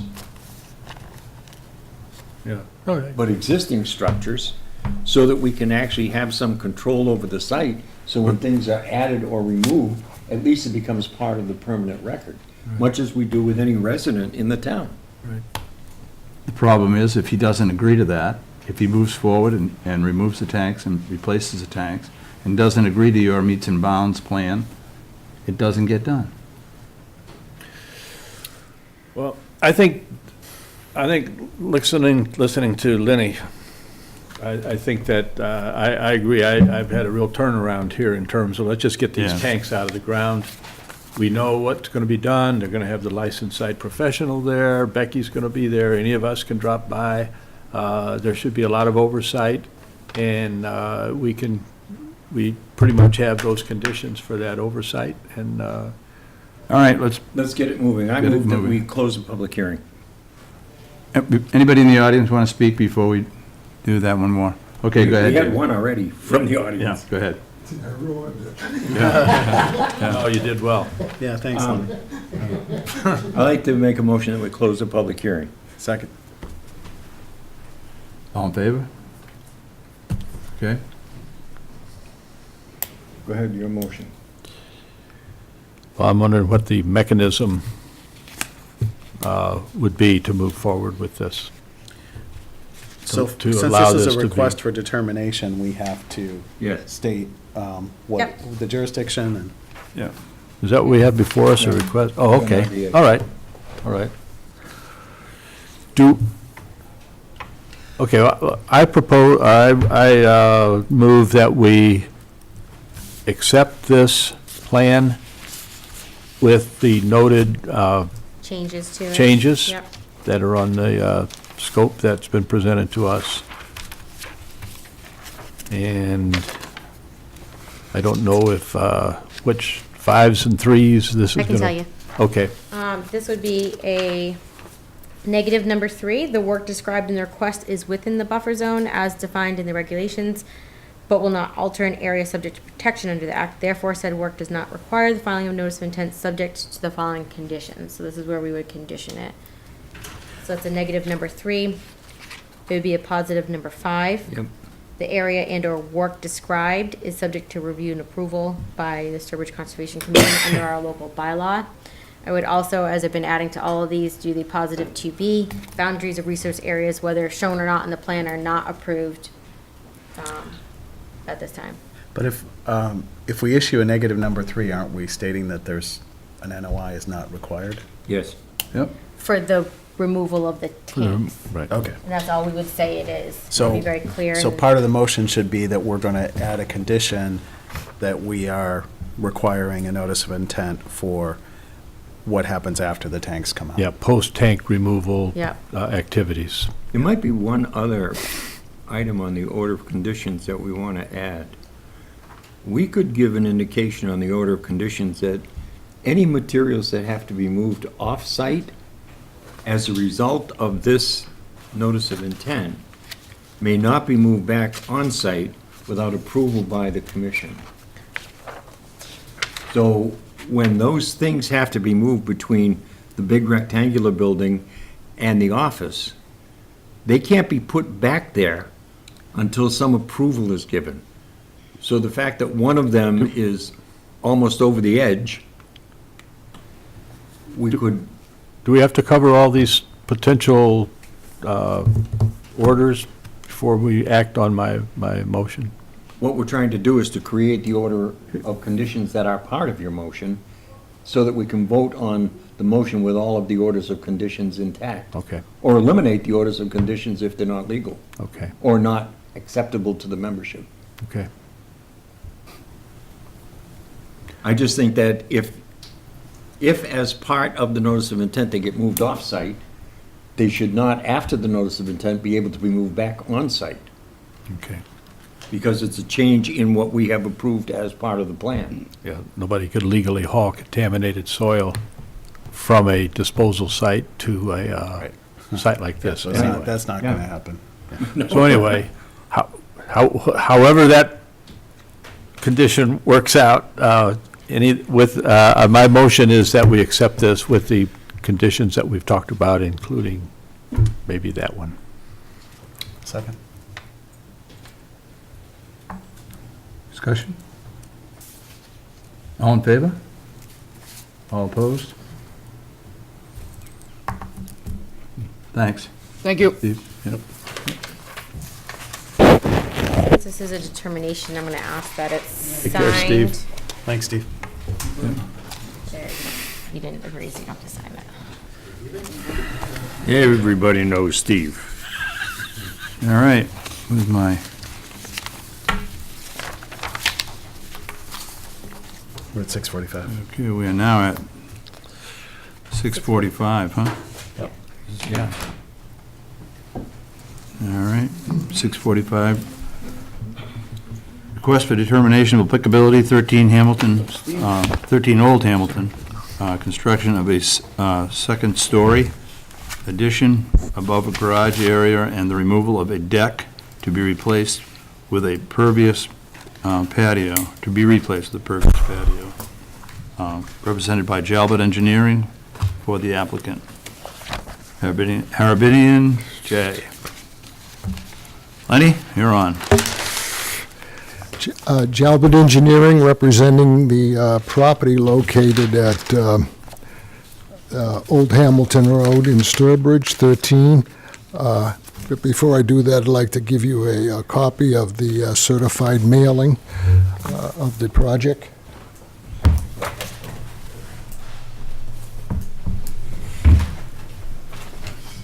Lenny, do you have the legal ad?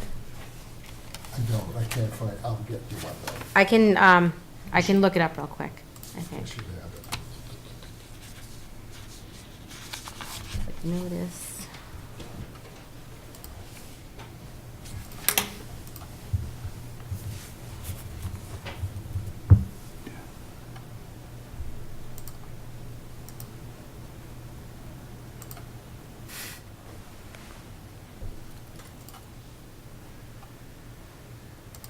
This is a determination. I don't know if it's, it should be.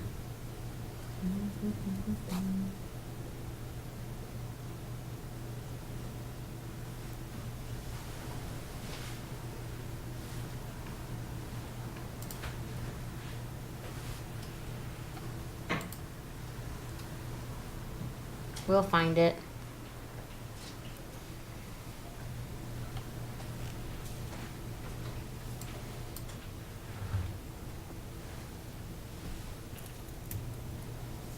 So let's see. Well, if you guys want to start discussing it, I'm sure it's in here. If not, then, You're sure it's in there? well, So you want us to go ahead have- without a legal? well, you can have a preliminary conversation, I think. We just, Do you want to? What? Do you want to have a preliminary conversation or not? I think it's worthwhile. Beck, you want to take a minute to find it? Sure.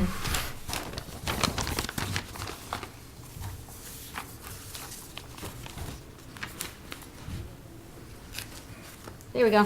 Got it. Got it. Got it, okay. You had it Good. before. Huh? You had it before. No, I was pulling up 104 Westfield. Okay, all right. good. Go ahead. man. Okay, what this is, I hate to say, it's kind of anticlimactic compared to the last one, but, We need that. you know, to try to go through this rather, not aloofly, but rapidly, just to help move the meeting along, what's actually going to take place on this? Do you have a picture of the Plan? 182? Yeah? Yeah. Okay, what is actually going to take place is that the area within the house itself is all going to be done on the interior of the house. Nothing will be done on the outside. The driveway, the garage that's out in the back here, the site, nothing will be done on all of it. The septic system, well, and everything is there. The only thing that's going to take place in it for soil disturbance is that right here, 1, 2, 3, 4 sonotubes are going to be placed for structural support of the corners of the building over here and the deck area in here.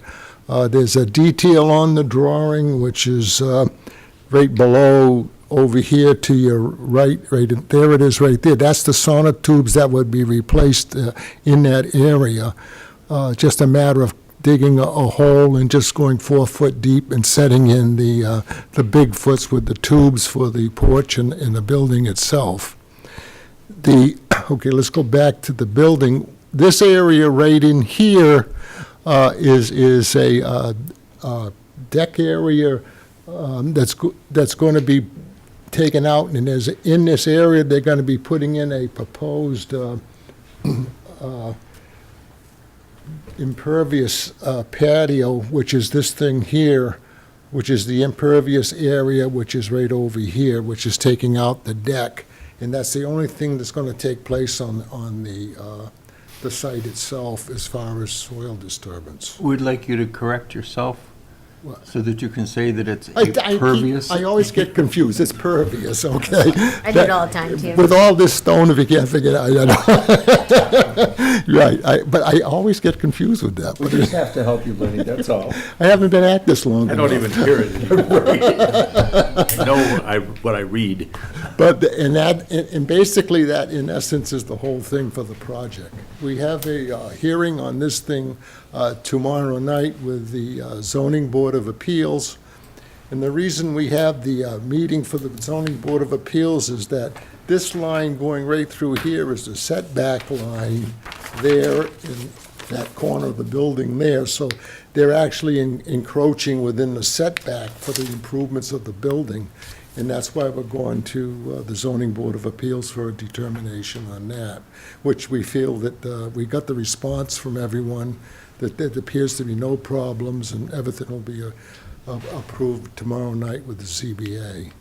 This is the only thing we have pending here with conservation. Any questions, I'll be glad to answer them. Becky? Thank you. Just a summary, I think Lenny went over that pretty well. The only thing we're really looking at is the change from the deck here to the pervious patio. The second-story addition and the conversion of the garage wouldn't really be reviewable. Doesn't appear there's any trees that would need to come out for the second story. It does show drip strips here for the roof lines, which would be good. You know, we noticed most of this is all paved up front. I guess we set an alarm off when we went there. I was told afterwards, a gentleman with a cane walking around up front. No. They gave me a call and they said that some guy with a cane was walking around checking the place out. Guilty. Honestly. Why would they even say with a cane? Sounds like prejudice, people with I actually canes. see this as a marked improvement, because Yeah. it's improving the absorption prior to getting to the Yes, it's site. improving it, right. Yeah. So And the, it's improving it in two ways. You're getting some of the roof runoff Right. and clarifying it. Right. Everything will be collected now. There'll be so no the, runoff. yes, the deck to the pervious patio wouldn't necessarily be exempt. If it was over 50 feet away and you're doing that in your yard, it would be exempt under the Wetlands Protection Yeah, Act. right. But it meets the criteria of the policy that I gave you guys, so it's something that we can approve through the determination process for Wetlands Protection Act. They do show a silt fence for wind debris, which is nice to have there, especially with the construction project going on. Nice job. And then erosion control barrier right around, which would probably just be like wattles would be sufficient right around where they're doing that work. One comment, when we were out there, you did ask me to do a little research and see when and if the decks, the deck with all the docks. Stuff down here. Yeah, yeah. Right in here, right. If that was reviewed and approved. I did find an old notice of intent that was closed out from 1994. That was for the, and I found a picture in it, which is nice. And it was for the interior retaining wall. There was a timber retaining wall they took out and put a stone wall in. And I can pass it down. You can see there is one deck type system here with these floats, but it's not the same system. You can see, you know, the shoreline there. And then I do have a picture of the decks. I didn't take them when we were out there. Well, this is the deck that would be removed in the patio. Yep. That's where the garage is. I didn't get a good one, but when we were out, our other site visit, I was doing my notes for this meeting. This is 104 Westwood, which is on our agenda later. That is our project site right across from there, so I was looking at it, I'm like, I recognize that. So you can kind of see there is a long deck that runs all the way down. This is a new property owner as of last year.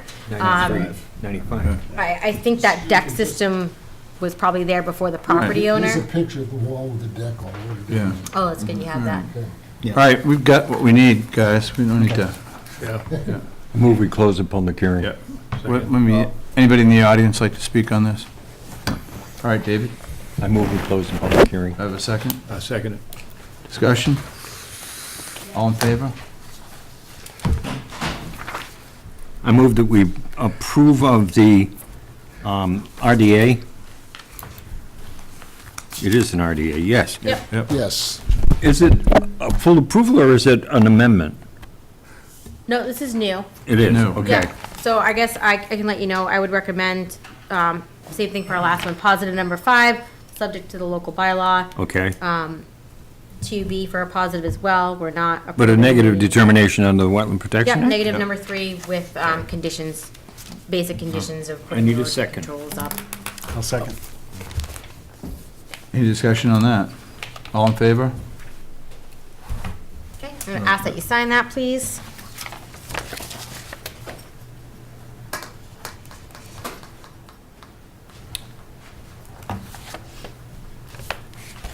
Made up a little last time. All right, we are now at 7 o'clock, huh? Notice of intent, DEP number 300-1028, 3210 Tasca Shore Drive, building alteration and a new deck, represented by Jalbert Engineering, Brochu, P. Brochu. Yeah. Okay. Leonard Jalbert from Jalbert Engineering on a continuance of the property located at 32 Tantascwa Shore Drive by Paul Rochu. Before we do that, the thing that did not come in your packet, which I got tonight, was the delineation of the actual vegetation that's being planted and a breakdown of the vegetation itself, which I'll present to the board.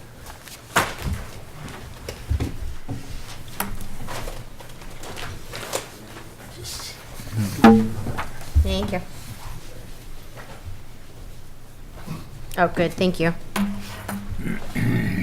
So this is a revised plan which they've submitted. Right. You haven't seen it yet because it just came in.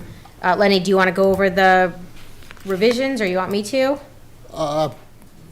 Whatever, I don't care. Rock, paper, But scissors, but shoot? before we go over the revisions, I'd like to say that it was, the habitat area on this was sent to the department, and they gave us a determination on it that we can proceed as presented, so there's no problems. Yep, right. The only condition they said, as long as it was native vegetation, they were fine with it. You do need to send the revised plan. That, I gotta Yeah. send them into DEP, which I Yeah, will. yeah. So, I Okay. mean, I wouldn't anticipate that they have any concerns, but we just want to make sure that that's addressed, therefore, if you All right. needed a Right. change.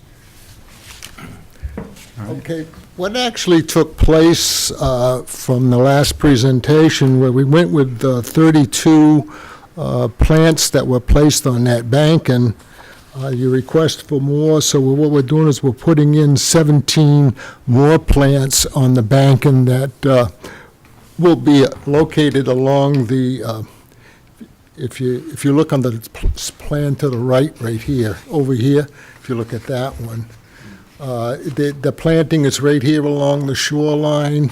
That comes in here a little bit, and there's one plant over here, which makes up the total package of the plants that are being proposed for the site itself.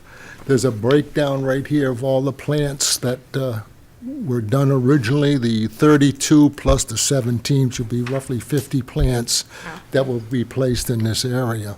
It's right here. These are all the, it says to be planted, which is all of these right in here, and then there's one right over here, which will give you the 17 plants in that area that will be planted. What it is that the area here for the, the area here for the deck and the walkway coming through here was staked out. There was string put in on the limits of this, with a platform down below, with a stairs going from here to the Yeah, I'll show this one, because I think this one's better than the Okay, sketch there, yeah. the stairs coming down here to a platform here with a temporary dock, which has to go before the Board of Selectmen. There was a stair area here that was on the side of the shore, which actually concrete blocks are there. They're going to be removed, and then in that place, there will be metal stairs that will be attached to the dock itself. And then going to the shore, there'll be another set of stairs over there on that side. There'll actually be aluminum deck stairs, which the details I have, which we'll include in the packet, in the plans. So.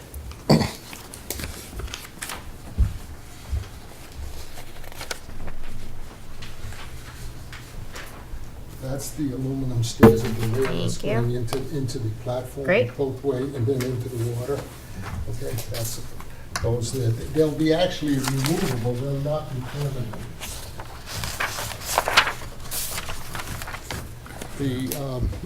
The stairs that are going to be axing along the bank there and going into the water itself will all be on sonotubes. There will be no change in grade or excavation, where the stairs themselves are above grade slightly. It'll be setting on the sonotubes. The sonotubes themselves will be basically as shown, which is basically a 4-foot tube coming down, which is over here in this area, into the ground, which will be 8-inch sonotubes to support the stairs themselves. The deck that's going out here in the water will be anchored with 2 3-inch diameter filled concrete pipes, 4 feet down into the ground to anchor the dock itself. That's basically only the disturbances in that area that's going to take place that we didn't discuss before. Just to go over, we're still putting this addition on here, this one here, and then this shed in the back. We're going to remove 2 trees on this side, and basically, and then this red line right here was going to be fenced to put in the dog pen area, which will be in this area here. Any questions, I'll be happy to answer them. We're all set? Yeah, no, I think that's great. I think it Anybody in the covers- audience like to speak on this? Do I have a motion? So I'll move to close the public hearing. Good. Second. Second. All in favor? All right.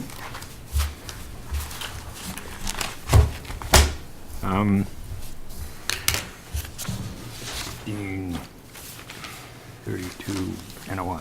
Yep, I know why here. Okay. Make a motion that we issue an order of conditions under the Mass Wetland Protection Act and the Town of Sturbridge Wetland Bylaw, with the order of conditions to be as determined by the Conservation Commission and explained by our agent. Well, we got a set of stairs from the dock. Second. We got that there. Discussion. It's in there. All in favor? Thank you, gentlemen. Thanks for addressing all our concerns, I appreciate that. Yes. Nice. Thank you. Okay. Good job. Thank you. You Right only- here, you got a transition point right there. See it? Yep, Okay, the stairs are right there. right. The only thing I was mentioning to Lenny is as the water comes up and goes down to the dock, you have to bring it in. Sometimes it's pushed way up, so you might have to transition, from the dock to the, just have to deal with that. We have, Right, yeah. right here, if you look, there's stairs right here, which is Yeah. the transition, which is the same as you show in your detail right there into the water. There'll be actually 2 sets, one right here and one right there. Beauty You're of all set. waterfront property. Yeah. Thank you. Thanks. Thank you, Get Bob. Lenny home before the snows come. Hey, all We kidding now aside, it's- we've been very lucky. 7:15, notice of intent, DEP number 300 TBD, They actually issued one today. It's 10/29. 1029. for 51 Technology Park Road for the reapplication to construct a two-story, 20,000 square foot industrial building with appendages which include parking. Thank you, Conservation Commission. Right. Thank you, Conservation Commission. Yeah. Steve Kowalski from EBT Environmental. Zachary Gless has taken over the position of engineer. As you're aware, Rick Para, which I was on the phone with yesterday, has retired to Sturbridge in a 55 and over community. So he got out of Southbridge, and he has no CAD files available. So we're working with, we have worked to address Megan Selby's DEP's comments, which came in yesterday. Right, I didn't get a chance to share them, so they came in yesterday. We can go, you want to go over them, Glenn? You have it with you? Yes, I Okay. have copies also. All right.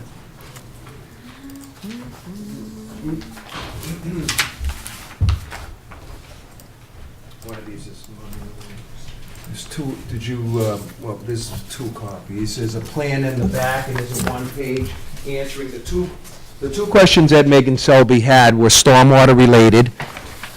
One was whether or not it met the TSS removal of 44%. Mr. Gless has done the calculation on what is being treated, and it's 46%. We go, if I give you a moment to review this, if you choose to. And then there's a plan in the back that addresses the snow storage, that we're gonna move the snow storage so the water does drain into the detention structure, 4-bay first, so there is treatment. One small change to the location of the snow storage is what's gonna occur. Right, so I think the issue is back here, there's a curb that goes around this whole area. This is all graded down to here, and it goes through the sediment 4-bay Right, before it goes into the grass channel. Up here, it doesn't seem like it's necessarily directed as well to the 4-bay. So this portion, yep, in the red, is Yeah. kind of entering into the grass swale. The rest of this, I think, Goes into is the shown tra- as going in there. So Right. she's saying, hey, that needs pre-treatment first. But what Glenn and his engineer are saying is that they still, even if that doesn't happen, they're still exceeding the TSS removal. The only question, I guess, about that is, does that require any clean out of the grass swales in the future? And that might be something that Zachary can answer. It might be a change in O&M if it stays this way, because you might get some buildup there, I would think, potentially, so. 74% of the proposed impervious runoff is routed through the sediment 4-bay and a subsequently grass swale. Combined 63% TSS removal, while 26% of the impervious surface directly flows into the grass swale, 0% TSS removal. The weighted average of all the sediment, runoff entering the infiltration basin is subject to a 46% TSS pretreatment removal and satisfies the requirement set forth in the Massachusetts Stormwater Handbook. Again, the handbook looks for 44%, and we're at 46. So overall, we've met the 46, but as Rebecca is stating, if there is sand going into the grass swale, there would need to be an O&M identifying the Maybe. removal of sand from winter storms from the grass swale, or, and that's the case, again, moving this snow storage and adding in sand removal from the grass swale. Mr. Gless could not be here tonight. He was at a separate hearing, and of course, I would rather have him here to explain what he's put down on paper. So he's done his best job he can to identify this. We only got the comments yesterday, although Megan Late yesterday, did too, state so. that, late yesterday, did state that she would have them to me last Tuesday. I'm not quite sure what occurred, but we had almost no time to answer to this. So, right, this is something new that came from DEP and got brought up. I think that, right, DEP wants this answered potentially before we move on. And maybe it is something that DEP will say, maybe it's something that could be changed in the O&M plan. Maybe there's no sand allowed on site. I don't know, but I think that needs to kind of get worked out. She did comment about the snow removal, and Glenn mentioned that. You can see on the plan, I think the area of issue is in red back here, where the snow is up past the curb by the grass channel, and they're proposing to move it, which would be a benefit. It would stay within the curb, so it would drain to the sediment forebay. Forebay. This is another snow storage area shown, I mean, I believe it's just in the parking here. I'm not where's sure the- what snow storage in the front would be, but Yeah, that where's might, the snow storage in the front? Again, Let's look at that. in these, just We a reminder. understand that if the commission has even more questions, that I'm not the engineer to answer them. So he is explaining to me that without the CAD file, it will take a bit to create this plan again and show you what he's sketched on this 8.5 by 11, and come up with something. DEP's issued the file number. Basically, that means they put it in your hands. We could handle it in order of conditions, or we can handle it as you telling me to go home and come back with the engineer if he can in 2 weeks or more detail. Up to you guys. Well, I'm a little concerned about this, taking the average. So you're basically doing a great job of removing the, In one spot, and in the TSS in one spot, and you're not removing it at all in another, and you're just taking the average and saying that that's If I okay. can say that Megan Selby had just approved this 2 years ago in a 100,000 square foot, that same process. And we appealed her decision. So the point is that, yes, you do weigh them out, and it does come down to, are you meeting 44 overall? well, Overall, we are, but this is something that is done, as all I might say, because this was a sports complex on 146 in Millbury that I was hired by the neighborhood group to appeal, and part of the runoff was going to 146, and the majority was going out the back door to Singletary Brook, and they both came together. But the front was no treatment, and the back, where most of the water went, was being treated, and it was averaged out, and it did meet the 44. We appealed because there was no attenuation of pre and post runoff, and the neighbors were concerned that they were gonna get runoff that was not slowed down. So it does occur. The wetlands are here, Yes, sir. is that right? And we're talking about this area in here. Yes, sir. All right. Right up What's- at, what's furthest the away, yeah. Distance, what's this? Is that the 100-foot? Or is There's that wetlands to the north too, Yeah. I believe that's our 200 foot. This is 200? yeah, Okay. The building itself is 100 by 100, all right. but 2 stories high, that's where the 20,000 comes in. All right. I'm less concerned about that considering the distance to the wetland. All right.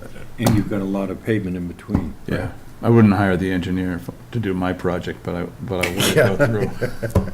Right, okay. And these are the plans that were approved originally in 2008, amended 2013. Amended in 13, right. An extension was given to Yeah. it, Right, so. and if I could say on one of the amendments, in February of '08, the stormwater regulations changed in 4 of '08.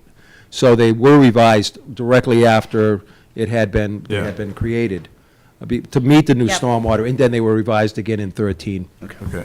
Anybody in the audience like to speak on this? Gentlemen? Do I have a motion here? I'll move we close the public hearing. Second. Discussion? All in favor? Okay. And now we're gonna deal with that. I don't like the averaging either, but the distance factor may come into play. Especially since we're probably at the other side getting a pant load of salt coming off the Mass Turnpike. Right. So Right. we can't penalize the owner for close. that. Oh, I know, Don't it say was it. just about salt, that's all. Yeah, yeah. Okay, We're just going to do it. notice of intent.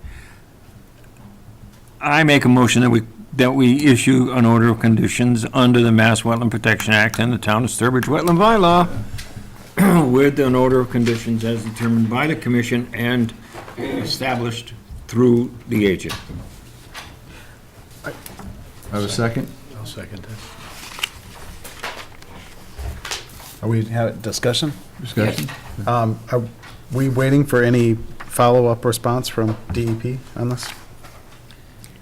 Well, she did issue the file number. I mean, I think we can proceed. She did ask for this to be addressed, but I Okay. think that we are in a position to proceed, right, Glenn? A no? I have one more question that is related but not directly. Is it commonplace when an engineer retires to have the CAD files disappear? In this case of Rick Parra, when Cullinan retired, they handed him off to one surveyor. I just talked to Ken Hodgson, and he just inherited him from that person. You're right. Normally, in some cases, we would have liked to, I know a surveyor to- that would have liked to buy him. I'm That's going to all. interject here. We've got a closed They're public not. hearing. We can't I'd get like him. Yeah, but I'm asking about a condition of an engineer not having any relationship to this plan. Yeah, but we're right in the middle of a public hear, we're trying to decide on this plan. So We can't let's get just him. do that. We haven't made a motion yet. So I can talk about the world falling into the ocean We with the close- snow coming We after. closed the public hearing. I thought you just moved to Yeah. accept these, David, and I seconded it. Yeah, and so, Where's your vote? all Must in be ready. favor? 4-0. Okay. We'll wait for the order and any conditions and O and Ms and Okay. anything you. We can address the snow storage by having some type of little plan like that added to it, and maybe, Recorded with it. yeah, and some type of cleaning of those grass channels. Thank you. The very reason, much for- reason for asking that question, Glenn, is because in the past, we've had a lot of items that came through para engineering. And All I right. think like heck to have this happen time and time again. No, because he will not pull out the cat's out. I've talked to him 3 times on 3 projects, and there's no getting anything out of him. And that's for sure. All right, we are now, Those photos, sorry. yep, Thanks, Glenn. request for determination of applicability, 104 Westwood Drive. Oh, actually, sorry. Glenn, What? let's wait a second. I forgot. We have to, because orders of conditions, we have to re-sign these. Yeah, so this isn't part of that public hearing, but this is, so the original orders of conditions, DEP file number 300-771, cannot be located, as well as the amendment. The extension was recorded, no, the extension was recorded, but the amendment, so the owner of the property can't find the original, he never recorded them.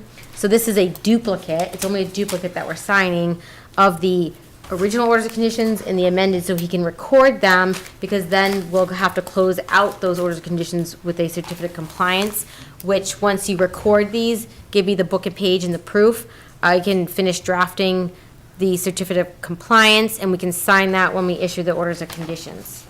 I will immediately record this so that there is something to follow up with that amendment. All right. Well, And then the certificate. okay, I'm not gonna give it to you today, I'll give it to you when I see you Tuesday, because we gotta make copies and everything, and, Thank yeah. you for that, Rebecca. No problem, I'm glad I had my file out before you.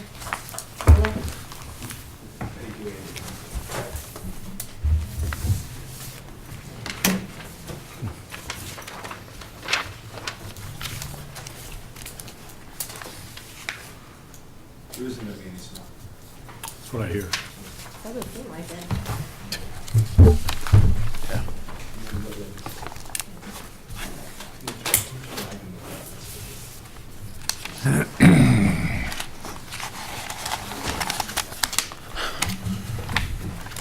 All right, we have 7:30, request for determination of applicability for 104 Westwood Drive for the excavation and repair of the foundation walls, represented by Escape Estates, for applicant Gregory Cormier. Okay. Hi. Andre Cormier Jr., representing Escape States and also representing my uncle Greg. And I have here for you the receipts and the green cards, the abutters list, and a copy of the ad. Legal, thank you.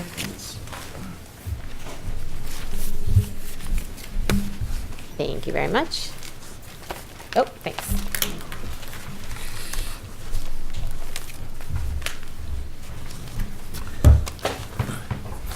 Have you had a chance to visit the site? We did, yep, we went out, last Tuesday, and we did see, your spray painting, so, Yep, yep. okay. All right, so what we're proposing is, the wall, foundation wall of the garage is cracked, it's compromised. I'm not sure when it happened, I don't know if it was when the garage was backfilled, when it was originally constructed, but most likely that's when it was cracked, but over time, the wall has moved, and it's not getting any better. And with the cold, that dirt in the back, freezes every year. Once the cold penetrates that 10-inch concrete wall. And so my fear is that it's going to continue to move the concrete over time. So what we proposed was 3 brace walls, basically, that will help to hold that wall in place rather than tear the whole thing down and start over.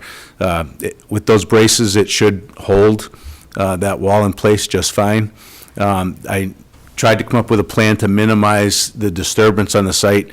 So basically, there would be 3 trenches, and if you look at your table, it would be about as wide, the excavation for each trench would be about as wide and as long as one of those tables coming straight out.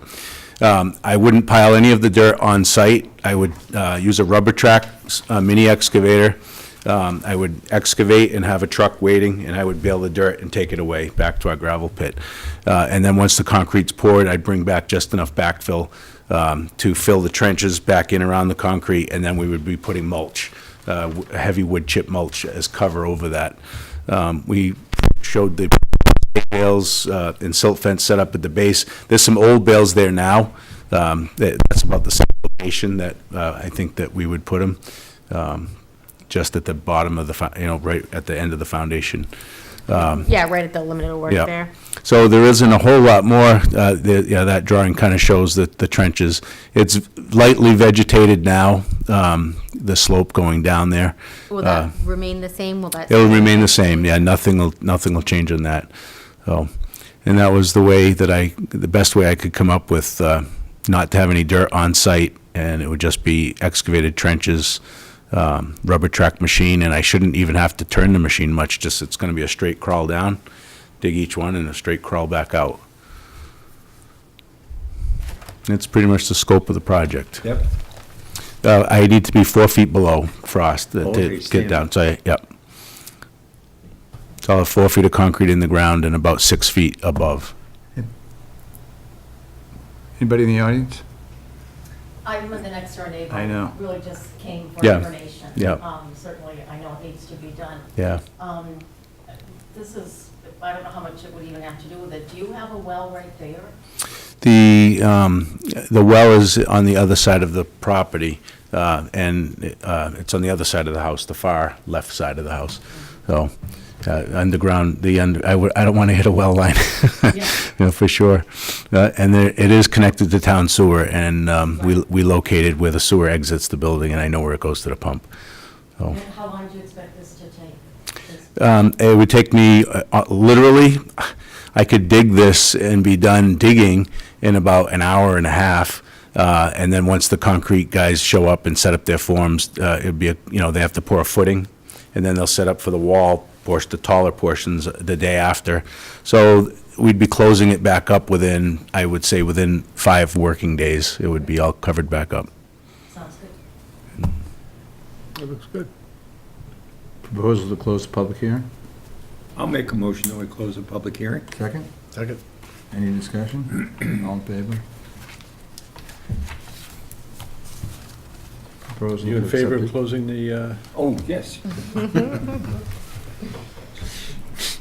All right. You're gonna keep me on my toes, Steve. she is keeping us all on our toes. Do I have a, And I will also make a motion that we approve of this request for determination of applicability by Escape Estates for 105 Westwood Drive. Make that 104. Number 104. Yeah. 104, sorry. do I have a second? I'll second it. Discussion? I think we have to finish the description of for the RDA, You're approving yeah, or issuing? 5 and 3. Yep. And my favorite, 2B, positive 2B. Right. Yeah. So it's a Negative. standard boilerplate. Yeah. So we'll issue a letter with just some basic kind of conditions, Okay. erosion controls, post a sign out there, the Yep. usual letter. So we'll send that out to you with this. Okay, I'll Very good. second the motion. Discussion? No. All in favor? Thank you, Andrew. Andy, don't you wish they Please all were this sign. easy? Yeah, I do. I do, and my uncle was so worried. He wanted to do this a year ago, and he's like, oh, I gotta go in front of conservation. I'm like, Greg, it's not that bad. So, anyway, by the way- thanks, guys. Sometimes, way, right? He's been talking to his brother. Hey, I dubbed these the flying buttresses, by the way. We're kind of hoping you put some gargoyles on. Yeah, maybe somebody decorate them up. Good night. Take care, and Agent, I update? still think that's a funny comment, Stephen. Thank you. Have a good night. Right. Well, I still have the forest cutting plan. Okay. What about the National Grid Yes. herbicide and pesticide Right, every program? year we get a notification of their yearly operating plan. Keep myself organized here. So, we do have, where is it? We did get the notification from them. If I can find where I put it here.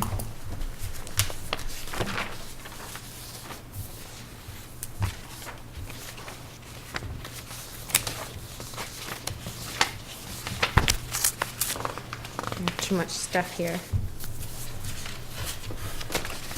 All right, well, to summarize, we received the yearly notification. There's 2 right-of-ways that they'll be doing their veg management on. Every year we get the notification. I'll leave these out. And we also, with that, it said that they're, they have their 5 year. So they have to go through MIPA and do an environmental notification form for their yearly stuff. So we do have the ability to provide public comment. They do have to send notification to us, to Board of Selectmen, Board of Health, that they have their yearly plan available, and ask for any potential comment. They're mostly looking for comment if there's public wells or private wells near there that they're not showing on their, I can show you because I scanned it and saved it. I don't know where I put it here, but, I started looking into, I've dealt with these a lot with the Natural Heritage Program, as they're exempt, provided they go through a review to identify certain areas. So I was kind of wondering, I haven't dealt with this under Wetlands Protection Act yet, so I went through the MACC guideline document.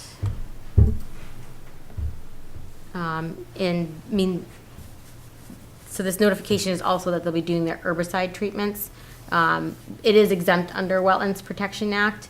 Like I said, we can't comment on things if there's any area that may be sensitive that we've noticed. So I kind of went through this, went through the aerial photo and followed the right-of-ways. So we got the little one over here. Kind of hard to see, but this is the Walmart Plaza right here. So Hobbs Brook comes through here. They do show this going through here. These greenish yellow areas are what they're showing as wetlands, which shows up on Mass GIS layers. The red is areas that they will not be using herbicide. These are wells in the blue. I was wondering why some wetlands, are covered and some aren't on here. What we're looking at is perennial streams here in the red for no herbicide. I don't know why Cedar Lake, if that's because it's a great pond, maybe. Obviously, they can use herbicides for treatment of the lake, separate from obviously utilities or whatnot. So one thing I did notice is this does go through like our Riverlands property. There's a couple of certified vernal pools there. I noticed up by Hobbs Brook in that area, there's a couple certified vernal pools. I've pulled out the file where these get filed every year, and we've never provided any comment. So I didn't know, I know probably gets presented to you at the meetings if these come in, if there's any comment to provide. One thing I did notice that they don't, obviously they can spray in wetlands under Wetlands Protection Act, provided they follow like MDR's regulations or whatnot. They don't show on here the upper stretches of intermittent streams that don't feed out of a bordering vegetated wetland, because they're not jurisdictional under the Wetlands Protection Act. But if we wanted to provide comment, we have an opportunity to.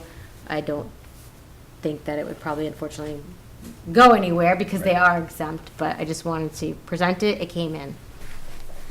Are there any pesticides that we would prefer them not to use, such as the great Monsanto controversy about one of their pesticides causing cancer?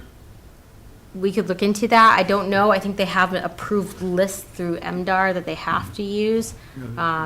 They have that in their documents. I didn't look that up, but Don't bother. Yeah, it's probably covered. The expert already explained it Okay. to me. Wow, I just got. Yeah, I called agree an with you expert. that I think we could make comments, but they're probably not You gonna did it instead of Paul. pay any attention to it, so. Okay.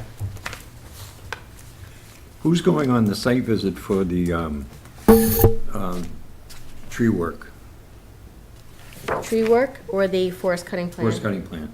I already went on that, Did so you? I'll tell you all How about do you it. like that piece of property? It's beautiful. Yeah. Isn't that So- something? Yeah. Did you go all the way back to the pond? I'll pull it up for you. That was a good hike at 9 o'clock in the morning on a Oh, very baby, cold I'll bet it day. was. Who'd you go out with? Chris Capone from Oh, okay. DCR. Yep. Yeah, So Steve couldn't make it out. Steve was sick with double ear infection, so I let him off the hook. that's really too bad, because this is worth the walk. We actually talked about going back out on it and decided it was probably good not to trespass. Oh, no, Bob Moynihan would give you permission right away. He has been one of the best forest people in town for a long time. Yeah, I bet. That's what He lives across the street. Yeah. Who's? Oh, sorry, I wasn't listening. I wasn't listening. Sorry. Did I hear him say Oh, it? Okay. Bob lives across the street, but he runs a certified tree farm. And he's been at the head of the Massachusetts Tree Farm Association in terms of rankings for years and years and years and years. Nice. That really doesn't give the piece of property justice. Man, that thing is just magnificent going toward the back. Yeah. So we walked in here, went over stream crossing 1. Yeah? Talk about that in a second. Walked up this is the field right here, walked up, walked over, we saw this wetland crossing. Staging area? Right there. Right here, the landing, Right- right by the right road. against the road. Yep, which is a field as well. Yeah. Yep, came in, we walked through here, followed through here, we saw where this crossing was. And, Chris actually flagged the crossings. Oh, Yeah, they like to have those flags, so he did flag those. BMPs do include measures for the wetland crossings. So we came up, we got to stream crossing 2, I'll talk about that in a second, and then we came down here to look at the boundaries. Chris really wanted to look at the boundary marking to make sure that that was clear. So there's a Yep. couple things, I think he just wanted them to flag this. There's a stone wall there, right? So that- Yes. that's a stone wall. Yeah, but there's a section where it opens up and it turns, Looks like it. he just wanted them to mark it a little bit better. Well, I don't think it's there anymore. I didn't see it, but whatever. All right, so what's being harvested? So back in 2015, you guys had a plan for harvesting up in the front portions here. The harvesting here is going to be stand 2 and stand 3. They're not, this is a portion of stand 3 back here, but Chris said they're not in 5. They're not doing those ones at this time. They're just doing 2 and this portion of 3. They're just gonna come in and grab a few things in this area, I guess, to here.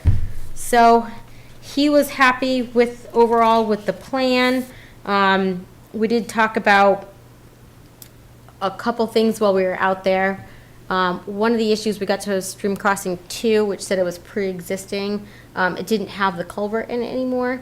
There was the old metal culvert was on the side. I don't know if it was taken out or was washed out. I have a photo of it. Back 7 or 8 years ago, maybe 2011 or 2012, when we had the flood on Ladd Road, they had a flood up on Podunk, and it was way in the back, heading back toward the pond. Now, maybe that's what took the It washed culvert it out. out. I mean, right, because that's probably a pretty old culvert. Yeah. Yeah. So that was out. So that was one thing we talked about. It's, the culvert's not in there. And right, besides this one little spoil pile right here, it looks like it's been out for a while. And it's looks nice the way it is. And it's going to be. So we talked about, obviously if they wanted to put that culvert back in, it's a notice of intent. It's not, you can't put a culvert in through the forest cutting plan Right. process. So we talked about other approaches, like we really don't need a The timber culvert. mat. Exactly. Yeah. Yep. So he recommended pulling. corduroy over that, and then maybe leaving the poling afterwards to help keep the bank stable right there, because it is a skid road. And there are other options that they could kind of avoid this a little bit if they needed to with the skid roads. Is that So- part of what the mower would use to get to the other fields? Because a lot of that is hay fields. In the back Yeah. section, I think all of that back there is woods. Oh, that's just wooded? Yeah, I think the fields are in the front. Oh, there we go. No, that's not it.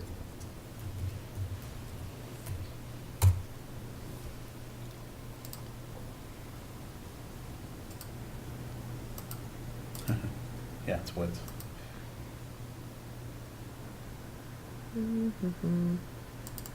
I had the property boundaries on, but maybe I didn't. Oh, yeah, so the back all here is all forested. Okay. So one other thing that came up when it originally came in, the property boundaries on the plan look different from what we have in our system from the assessor.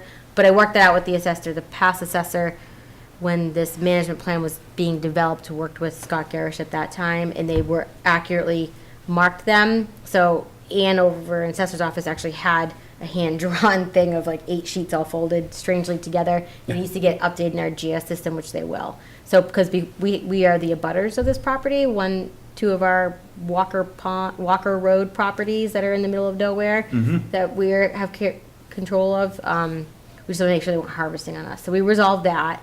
So after Chris and I went out, there's still one section, but I just want to clarify because I filled Steve in on this, but there's been more information since the last time. DCR did issue their forest cutting plan with their comments.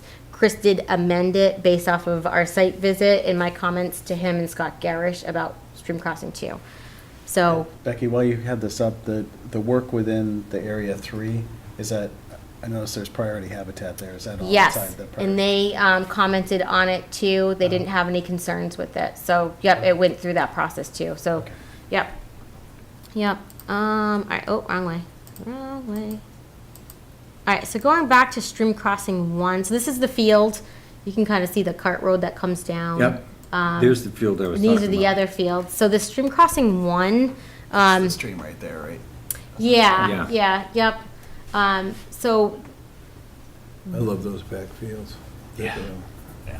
the, after I kind of saw stream crossing 2, I realized that this stream crossing, the pipes looked kind of new, so I don't know when it was replaced. I don't know, they're black pipes, so I just didn't know. I wanted to present that information. It's my understanding that the property owner of this has passed away recently or fairly recently. I'm not sure, and that the son is continuing with this property and managing it with the forestry. So I don't know when those pipes may have gone in or not, so I just wanted to present that I saw that, so. Were there any issues with that crossing that you could see? Well, the only thing that when Chris and I walked through there is he thought that, of course, it had been really wet and there was standing water down there, well, frozen standing water at the time, but he thought that it might be useful to have corduroy put down there as well when they do go through there. So he did add a condition, and what he said was corduroy approaches to stream crossing 1 if rutting begins to occur. So that was his only concern, and I did agree on that, especially because the crossing wasn't very wide. Might it be better to have the corduroy put down anyway, since it is typically wet right there? Well, I think that's what he was going to do, just to have it no matter what, and he's And talked make to it Scott permanent. Garish about it a little bit, and they What did Scott decide. say? Well, because if they're doing it during dry or frozen conditions, we shouldn't worry about it, although, I mean, we do know that, things change very quickly and unexpectedly, Well, but. people are using, that's exactly the one I was talking about. People use that to get across so that they can mow those 2 fields in the Right. back. Right. Yeah. And if you corduroyed it, even while it's frozen dry or otherwise stable, which is part of the requirement, when it gets wet, those corduroys will settle into that area and will help the tractor in being able to get traction without dragging big ruts into the stream bed. Right, and that is at the bottom of a hill right there too, on both sides, so, I mean, I think it would be useful, and we can, add that comment, so, I think that's great. yeah. You think you just just temporarily while they're doing the forest cutting plan, not as a permanent type of. Then I make a motion that you take your comments to the Board of Selectmen for passage. Okay. I agree. Agree? Okay, okay. Done.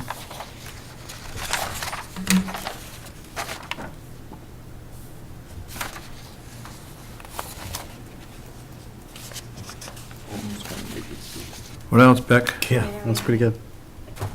Make it fast, I I know Steve's you're always got rushing the me. starting blocks up. Thanks, Ashley. What did you say?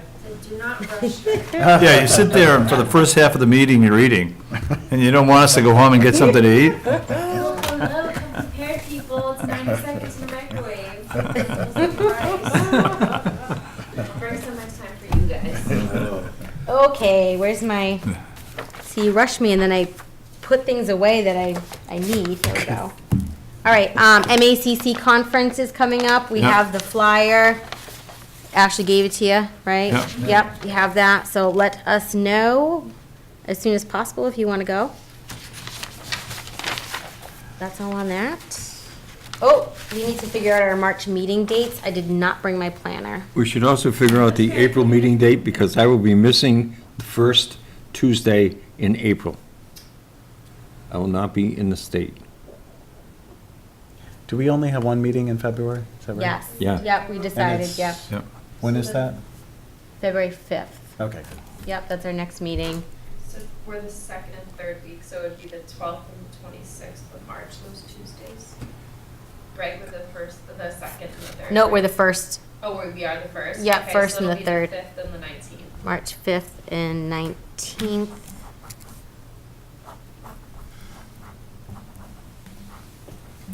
Do we want to look at April?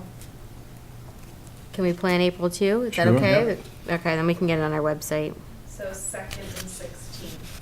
2nd and 16th for meetings. Okay. I'll send you an email tomorrow to let you know about the second, but I think the second I'm gonna be in Sanibel. Okay, we'll miss you, but. We'll try our best. Florida? Yeah. The island off of Fort Myers. Yeah. Nice.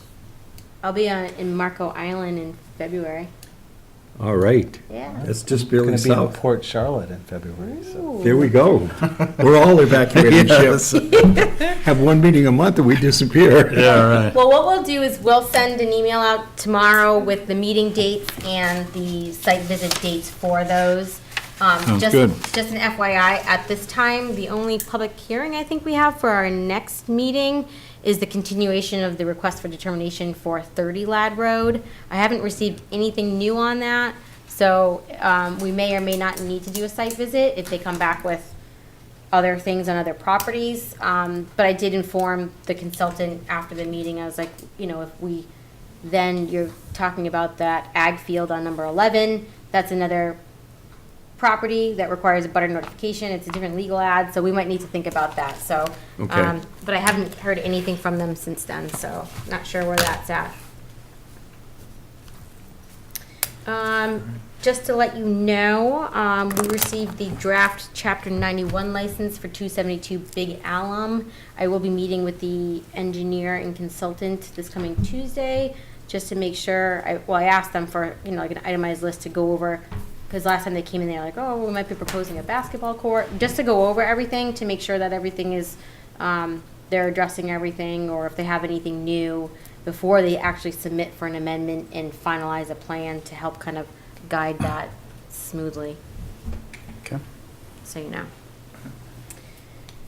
All right, just a quick, not really update, but 551 Lead Mine, the trailer there, the dilapidated trailer that has not been removed. We sent them another letter. You know, where is it at? Someone that lives in that area that's concerned about it said the tarp has caved in, so it's probably rain getting in there, leaching out. We did send a letter. I'm working on it. I think building department's been asking him as well, Yeah. so. Okay. FYI. Conservation properties, I did kind of talk about some of this stuff already, about the things I'm thinking about moving ahead for this coming year. Another thing, I'm gonna be meeting with Trails next month to go over stuff that they're interested in doing on the properties this coming year, so we can kind of create clear path for that. Tom told me that you guys changed your meeting, so it was supposed to be while I was gone, but now I'll be here so I can go, so I'll try to go. I think I forget, beginning of February. It's the same week our meeting is, I think, so. Am I bothering you? So it's not No, going to be, what do you, it's not going to be the second Listening. Thursday of February? No, they changed it. It was on Valentine's Day, they changed it the week before. It's coming back to me now. February 7th, maybe, because our meeting's on the 5th. Okay. Couple things at Plimpton, they are looking at doing some parking expansion in the front, so that's something that, no wetland issues. I gotta figure out, because it's priority habitat, but trying to get that moved forward for them. Yeah.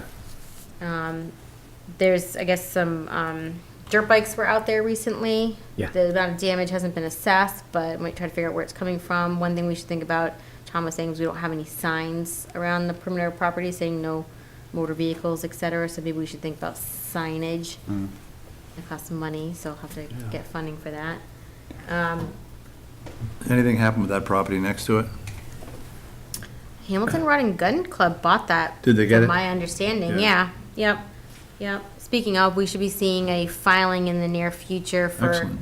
their earth removal permit, because they are taking out a whole hillside. It's over 8% slope. I mean, it was an extension of a permit they have through Board of Selectmen, so they'll be filing for that for us as part of Yeah. their project, so. They're River. they're refiling, in other words. Yeah, but with us, yeah. Extend it. So Riverland's parking lot might be coming up soon, not in our care and custody, so not an issue there. But it will be within jurisdiction. Don't really know yet. They're waiting on some plans for Yeah, Mark that. Farrell's supposed to have the plans in 2 weeks ago for the meeting on a Saturday. Yeah. We don't know where those plans are, but we'll have to Are help the with permit. Parking lot is going to be on the village side? Yes. Think so, might require an easement. It's down by where the Shed sheds is. are right Yeah. now. All three of the sheds. By the way, the students did a wonderful job. If you want to have fun, go down and take a look at the brand-new one and compare it with what the boys put together. Not that there's any dissimilarities, but they really knocked it together quickly and in brutally cold weather. They did a nice job. Nice. Great. Just an update, I talked a lot about the asbestos removal before. I'm having a very difficult time getting a quote. First asbestos removal person won't get back to me that I got a quote from, and then I brought someone else out there. I'm having a difficult time getting a quote. It was the holidays, they were sick. I keep nagging for it. Hopefully I can get it, because I'd like to get that done soon, because we also have the snake issues there, so we need to do it in the inactive season, or I need to do a snake survey, and I don't want to do that. So I'm trying to get that done as soon as possible, but I'm having a little bit of difficult time getting those quotes. I just need to keep harassing people. But I am working on that, and I also want to get quotes for our other buildings, so I can ask for that for funding for next year too, to get that done. And with that, I think I mentioned a little bit about looking into grant opportunities with Fish and Wildlife for management stuff. I think that maybe we could try to help use that with our Plimpton property issues with finalizing our trails there too. So Plimpton's my big plan for this coming year. Hopefully figure that out with the trails and everything. And then lead mine with the forestry stuff too, so.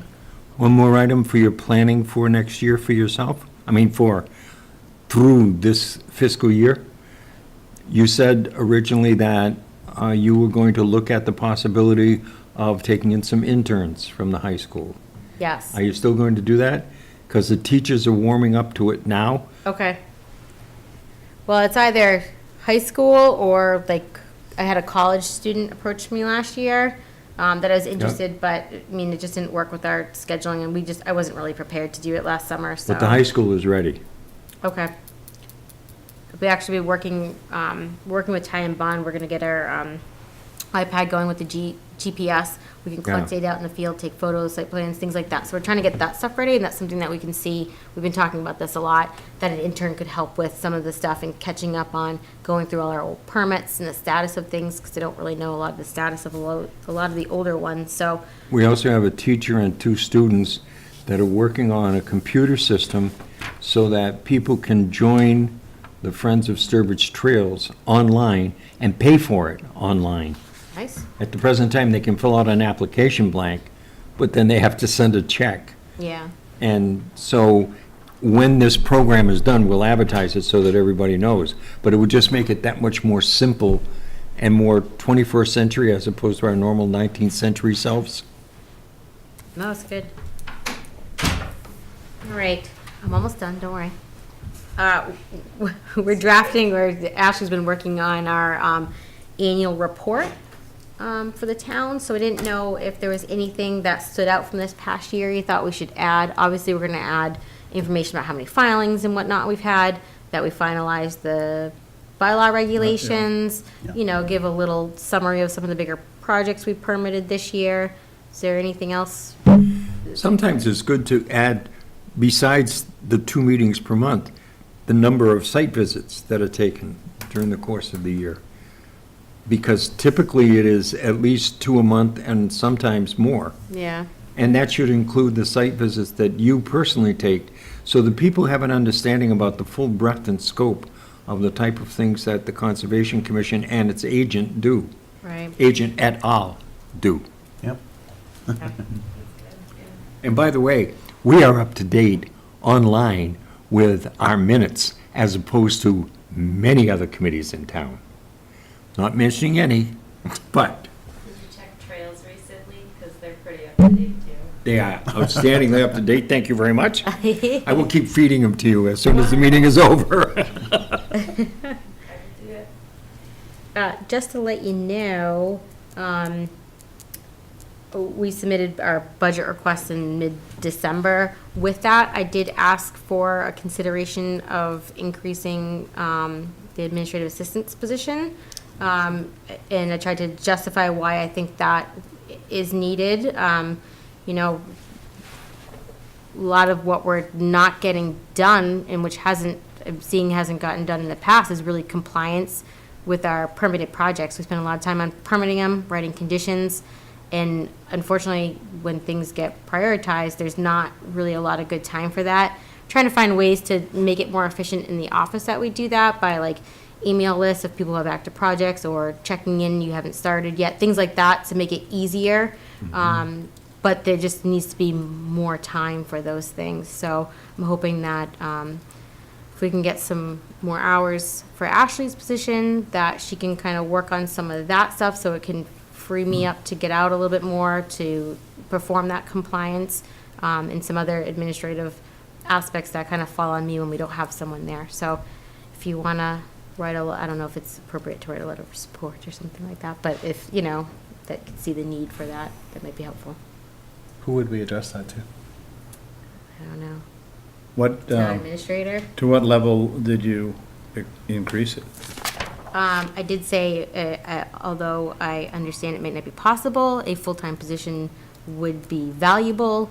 I'd be happy to at least get another 5 hours, if I was not. afraid you were going to say, because, you know, you'll have trouble with that, I think. Yeah, I'm assuming that if we can, it would be, you know, like an increase to 5 or 6 hours. That's kind of what happened with the planning department. So, right, I think that, and as we're seeing, you know, we've seen a lot of these projects. Look at 272 Big Alum. If there was compliance along the way, we could have avoided a lot of that issues, but there's just not time to do that, you know, so. Right. I'm not arguing the logic. I'm just telling you. No, where I the- know. Yeah, yeah. So I just wanted to let you know, because I didn't mention that before. That's it. It seems also, it seems like also, oh, are you giving out money? Steve, have Steve do it. Okay. Okay. This is for the scavenger. Yeah, so this is for the winter tree scavenger hunt at Heinz Farm. Hey, he's looking. God, I hope you get mine. Aw, Cole, Max, Zoe, Jalbert. Oh, right. great. Thank you. So our winners will get a subscription to Ranger Rick, age appropriate. So we'll find out their ages. And then also one of our bird houses. Yeah, Yes. excellent. All right. Now, have you heard any feedback that you sent a thing out saying, people please go on the trails and take your tree decorations down? Has anybody done that? I don't know, we haven't gone out But yet. I'm gonna go, I think, this weekend and grab some bags and Yeah, we'll make sure, put everything in them. Or- Everything gets Are we taken gonna down. go out and get our trees and that we decorated and undecorate them? I think he wants to go. I had a great time with these two young ladies putting the decorations out. Now we take them down, yeah. We can talk after hours Yeah, on it. let's do that. All right.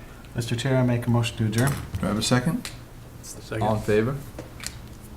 Adjourned. All right, Ashley, they got your forms over here. I don't want to take them because then Yeah, thank you.